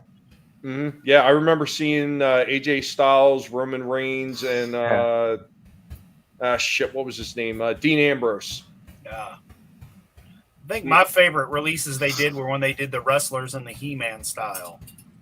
Yeah, I've seen those too. I don't have any of those, but those are ones I wouldn't mind purchasing myself because I thought they were kind of cool, especially the Undertaker one. And being a fellow Taker fan, which reminds me I have to DM Tommy because I have something to ship him. Tommy, did you see the ones they did just a few years ago too, like around the times where they re-released those WWE Hasbro ones, but they started doing Mortal Kombat ones, but they were in the same style as those WWE Hasbro ones. Yeah. Those ones were pretty dope. They had like a Ice Sub-Zero one. That one was pretty awesome. There was another series that they did, and this was right around the same time again, and they were doing like the He-Man style figures, but they were like Michael Myers, Jason. Yeah. Yes. I remember seeing those. There's the Undertaker in that one showed last time, wasn't it? Oh, that's pretty dope. I like that. Yeah, kind of like a Scare Glow.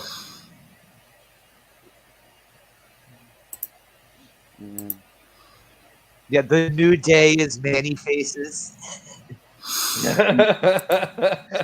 So I take it's Kofi, Big E, and yeah. I mean, I can't stand the New Day, but that's a cool idea. Yeah, I like that. Yeah, for the one figure to be all three, I'm with you.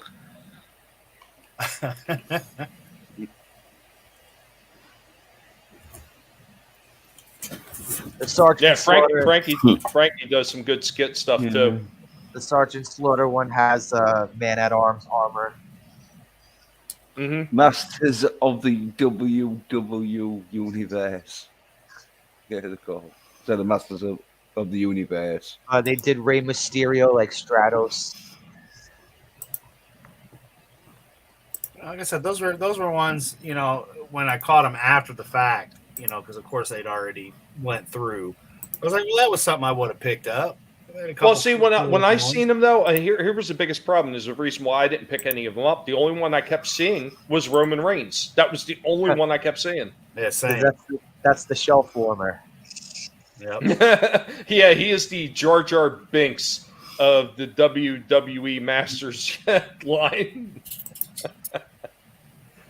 Which it's funny because years ago when the fans wanted Roman, Vince didn't want to use him. and now he's an unstoppable force. Immediately nobody wants immovable him. object. And nobody wants him now. WWE shit pay-per-view. I still say that they messed up when they didn't do more with Wyatt. Yeah, the character was awesome. Oh, And the they dude kept could ruining move. it. They kept ruining his character for years. Yeah, there's the He-Man one. Yeah, like the yeah. He-Man. Those are fucking dope. They were pretty cool too. I was looking for them, but I never seen the Jason one, or I would have picked it up. I kept seeing Freddy and Michael and Leatherface. Freddy has Skeletor hood. Mm-hmm. Yeah. And like That's the this problem thing when we lost like Toys R Us and those kind of places, KB Toys and all that stuff, though. That's where you could go to find stuff. And once they took that shit away, all you've got is either the internet, which it's always highly priced. You've got eBay, so you're either bidding against somebody, or once again, the markups can be ridiculous. Or then you've got that crap, same, and I'm with Vinny on this, when they do like a Target only exclusive or a Walmart only exclusive.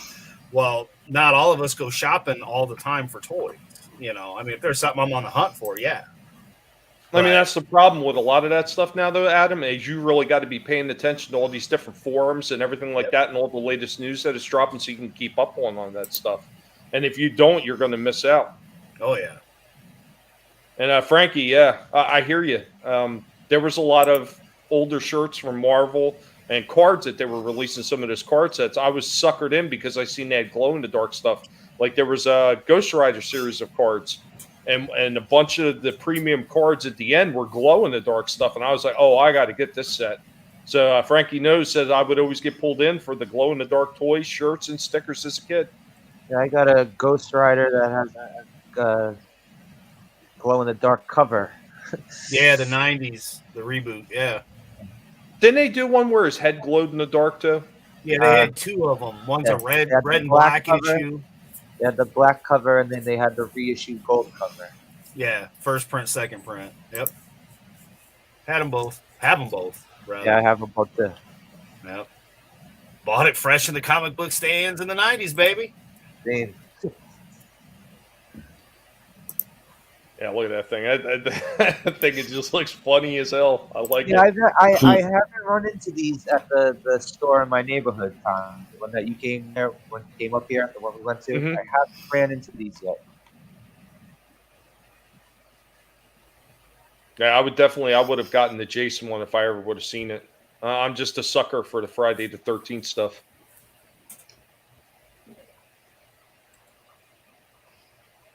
No, Bone says he has that cover too. Oh, yeah. And a sumbitch still works from back in the 90s, by the way. Wow. Yeah, when it runs out, you gotta like hold it up to a light bulb to get the glow back. I tell you what, you don't even have to do that anymore if you have like a good LED flashlight.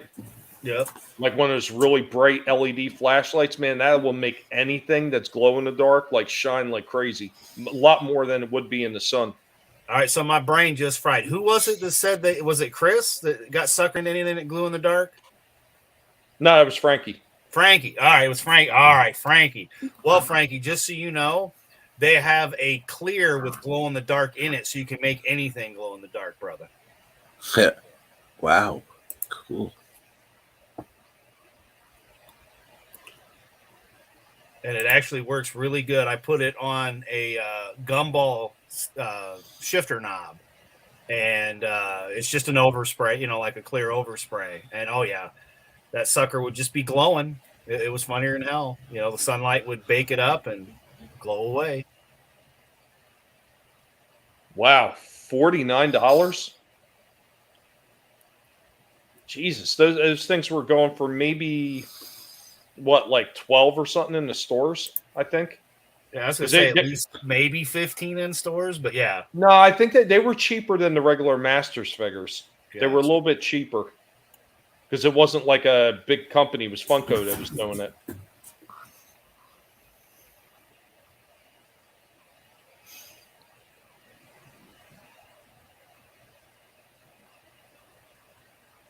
Glow in the dark condoms.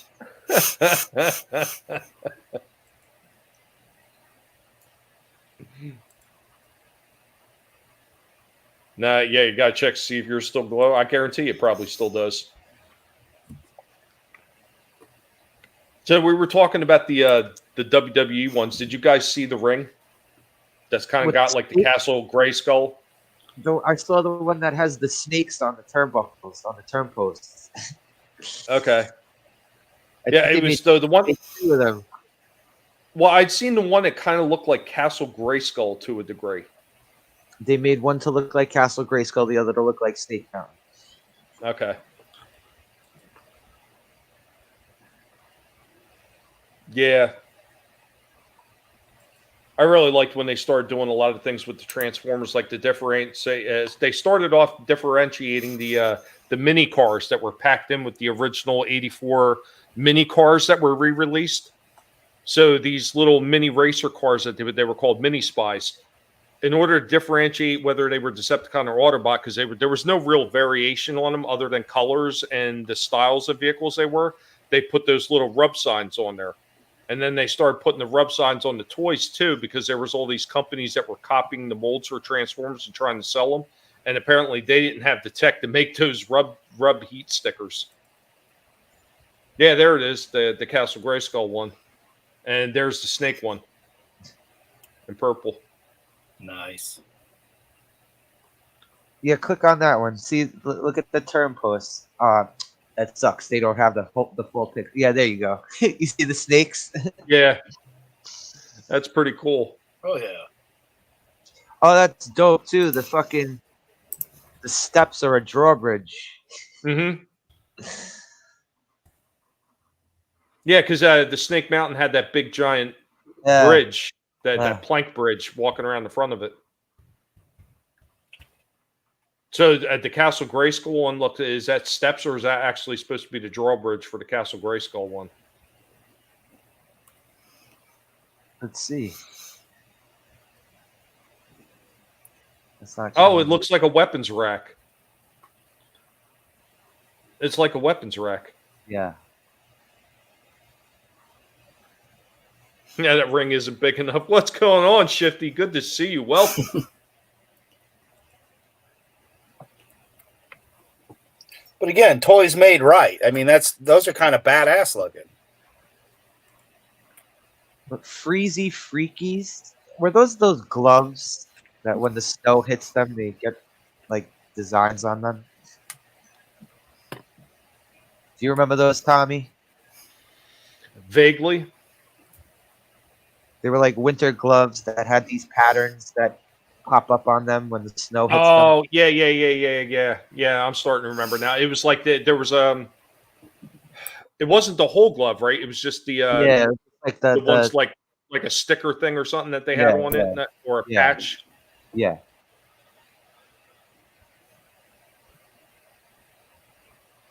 Yeah, see, stuff like that is interesting, and I don't understand why they don't do those kind of like cross-promotional looking figures more often.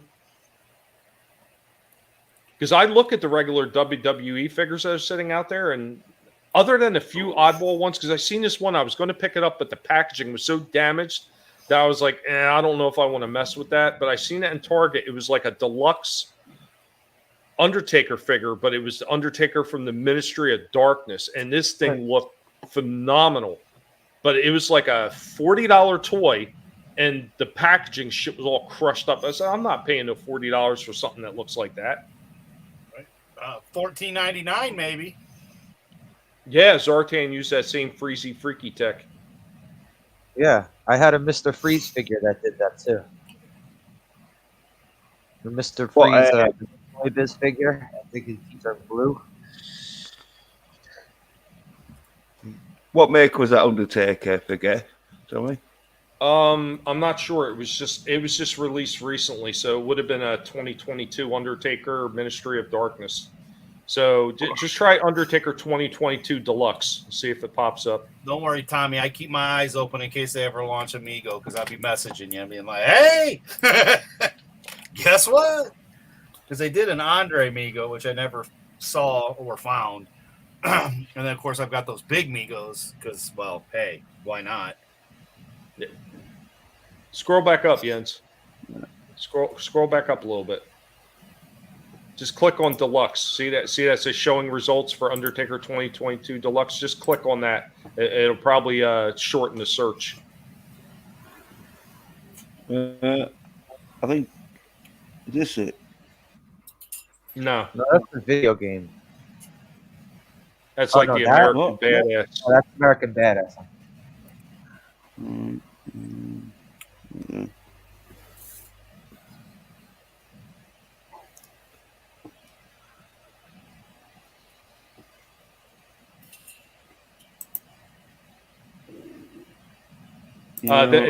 Scroll down to the second row, and go to the one in with the gold box. That one. Gold? I think that's it. Yeah, that looks pretty dope.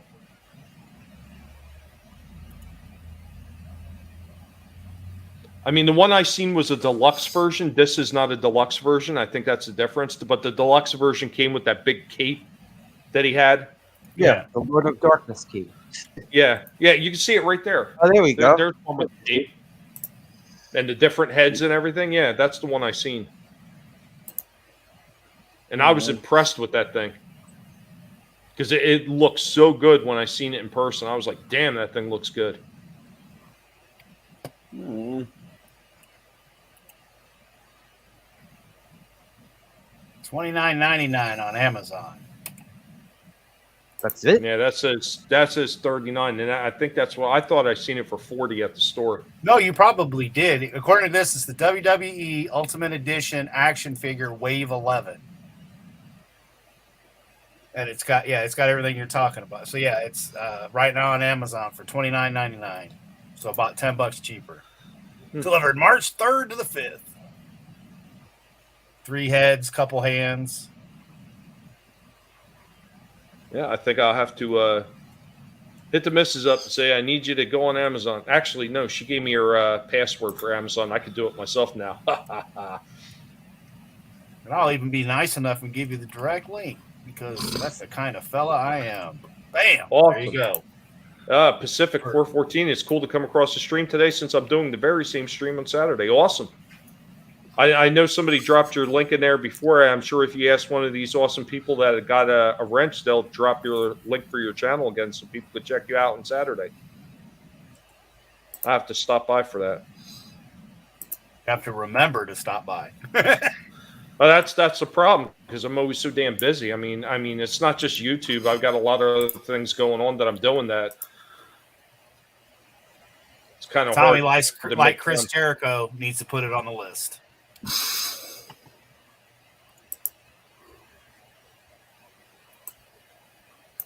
Everything's got to go on the list. He looks fucking awesome with the cape on, dude. He does. Like I was saying, I was extremely impressed by that. I don't remember who's doing the line now. Are they back to Jack's Pacific again? Mattel. Yeah, Oh, Mattel. Mattel's doing them? Yep. WWE Mattel Store. Thank you, Bone and Captain Trek, for dropping his link. Appreciate that. No problem. And you know you're gonna catch a lot of Taker stuff right now because they're inducting him to the Hall of Fame. So now would be the time to get the stuff. And you know what? And all the stuff I hate about what WWE is doing, that actually would be something I would want to say. I'd like to see him get inducted because he deserves it. Oh, hell yeah. Nice guy, too. I've met Mark. He's a real nice fella. He's like one of the few wrestlers that I actually would like to meet because I'm not really all into that, wanting to meet this person, meet that person. It's like anybody else. If we meet, and that's going to be cool. But like to run out to a convention just to go meet so-and-so because they're going to be there, that's not me. But he might be the one person I would probably break that rule for. Right. I mean, obviously, I have a lot of respect for everything that the guy did, or else I wouldn't have an Undertaker tattoo on the inside of my left arm. Yep. Which I love, too, because, like, nobody, as far as I know, until I mentioned it live on air, I was like, that's a Taker tattoo, isn't it? If I'm looking correctly. And you were like, yes, it is. So, yeah.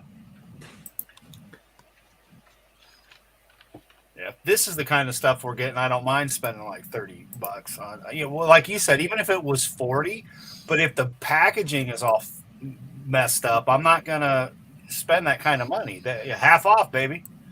$14.99. And they don't do that in most of these stores anymore. Like, I mean, that was the thing. Like back in the day, even a lot of these big stores, if you took a package up to the front and they seen it was damaged, they would automatically just knock a little bit off for you. But they don't do that shit anymore. And what's going on, Deej Odyssey? Good to see you, buddy. What's up, Deej? Hey, Deej. Yeah, well, that was the thing, right? Like, because I've worked retail, and the biggest thing was you could go back and look what it actually cost the company, and you could still knock the price down and still make a couple bucks for the company. Mm-hmm. It just took you getting off your ass and going and checking, which these days people are just super duper lazy and don't care. And two, if not, then it just ends up in some third, fourth market eventually on the dollar shelf. Well, even when they discount these things at 90% of these stores, and I only know this because I used to work out in a flea market as a vendor myself, and I would have to go online and I would have to buy wholesale. So I seen what the prices are for a lot of different things. And you know what? The average markup in a damn toy store, even if they put that shit on discount because the packaging is screwed up, they're still making money because there's something like a 500% markup for what they pay wholesale as opposed to retail. Yep.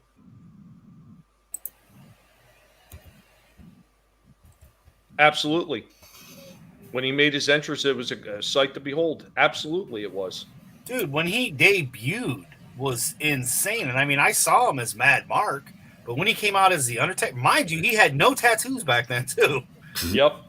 So, I mean, you just had this pasty ginger that those of you that, if you knew who he was, but even the debut, when they did the character of the Undertaker, I mean, it was great. And the man lived that lifestyle for decades, right? Like, he kept it in the Fed. He didn't break character. Remember for like the first 10 minutes he was there, he was Kane the Undertaker? Yeah, because they originally wanted to go with the name of Kane. His name was Kane the Undertaker. And then like 2 weeks later, they just dropped it and called him Undertaker. And do you remember who first brought him out? Brother Love. Yeah, Brother Love. The $1 billion man, Ted DiBiase. I love you.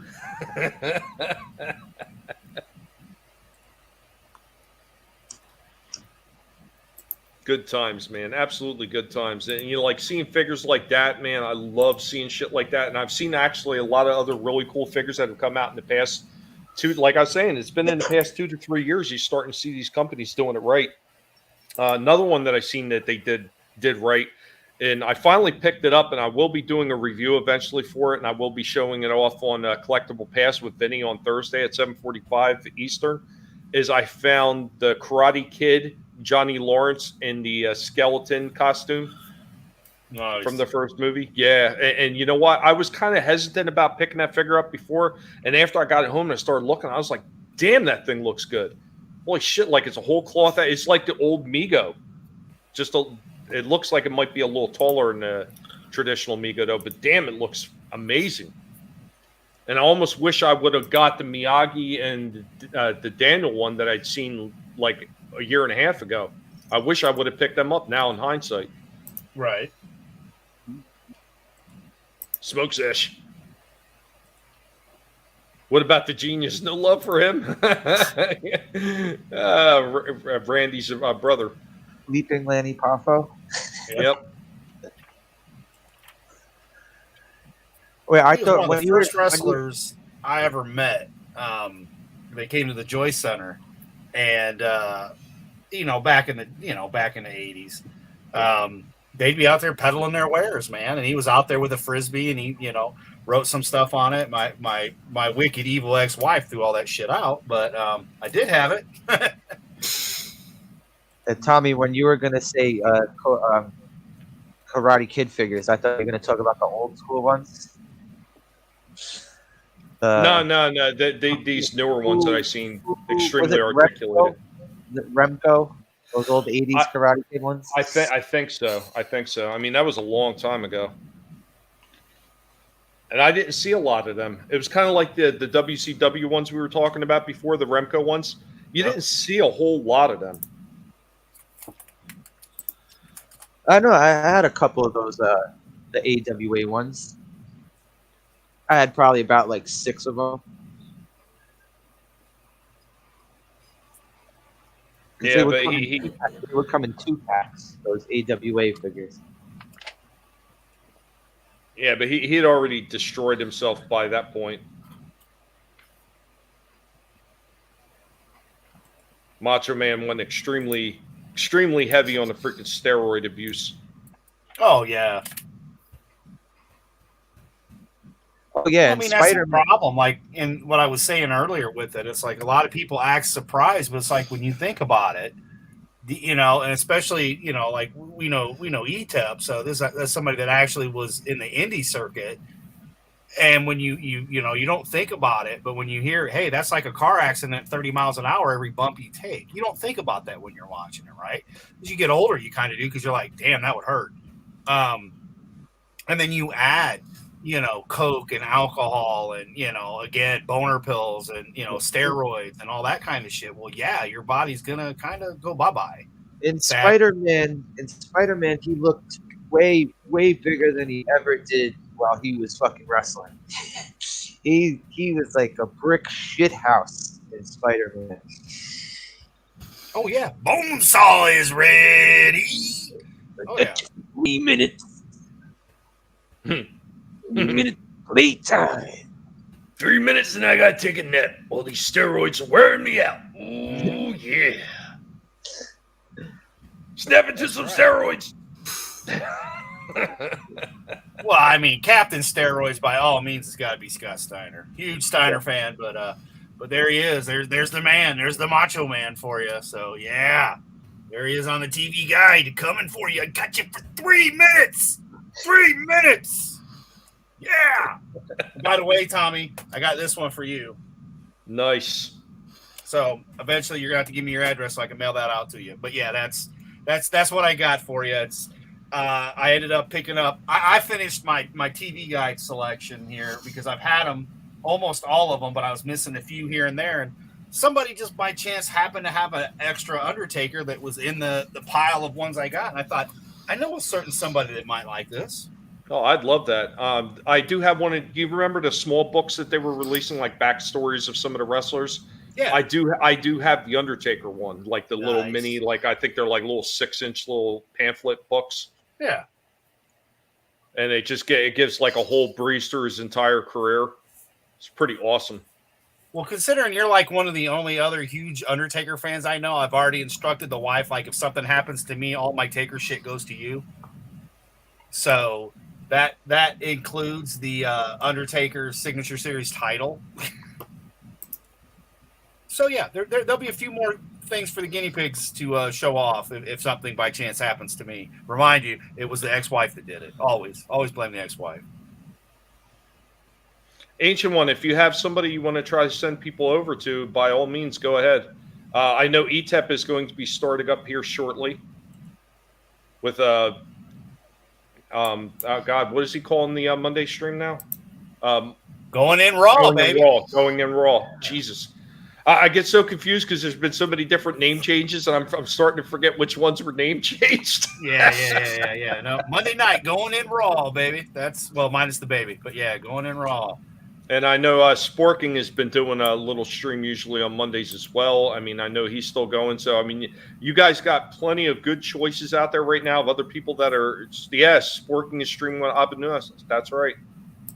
So, I mean, if you guys want to drop links to the channel that you want the raid, just remember when you guys go over there, because we're going to be ending this very shortly. Just remember when you go over there, put the hashtag Guinea Pig Swarm to let people know that we are swinging in and showing them some love. I appreciate everybody's come in. Bone, Curtis, Ancient One, Deej, Pacific 414. Greetings and welcome. Thank you for coming in and stopping in. Wookie, always good to see Wookie in the house. And who else did we got? Of course, we got Chris Fisk is always here. Frankie knows. Thank you, Frankie, for coming in. Decepticon David Villains. Yeah, Wookie's always around. Wookie is awesome, and I I know I sent that Star Destroyer out, and Wookie, he says he's happy with how everything came out, and I'm assuming that everything came in one piece because I made sure I always do the extreme packing job on every one of those damn things that I send out because I want them to arrive in the condition that I would like to receive mine in. So I always make sure I double wrap them. I always make sure they're in a really good sturdy box. I always try to take care of people that I wind up sending things out to. Rabbit Slug, Ouchies, thank you for coming in. Optic Racer, I remember Stories by Irish was in here early. The lovely Sherry, Walt was in here. Death by Saber. Captain Trek, who's also on the panel. CDH. Yeah, CJH, thank you for stopping in as well. Keely Chow was in the house. I feel like I'm missing a few people here, and I feel terrible. Brightest Day was in the house. At one point popped in. Yes, Tony was in here. Haster. Jedi Bill. Jedi Bill was in the house as well. Thank you guys so much for coming. Wookie. Yeah, I said Wookie. But you don't ever piss off a Wookiee, so you say it twice. Yeah, you let the Wookiee win. You let the Wookiee win. But we're going to do our normal, and we're going to run around the panel. And you guys go ahead and tell everybody what you got going on and let them know why they should be stopping by your channel, man. Give the pitch, and here we're going to go. You know me, but I don't remember smelling you before. Who are you, and where do you come from? I'm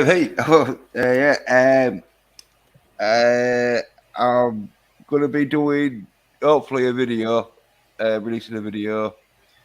And then I got a stream tomorrow between, like, Tuesday afternoon to Wednesday morning, sort of thing, depending on when I do it. And then Wednesday, the Bond review and spoilers, and it's the Live and Let Die, Roger Moore. And that one, I don't even have to watch it to go through that because I've seen it so many times and it's my favourite one. And then I've got a Twitter account at 27A Pedersen. Yep. Cheers. So we got. Yeah, man.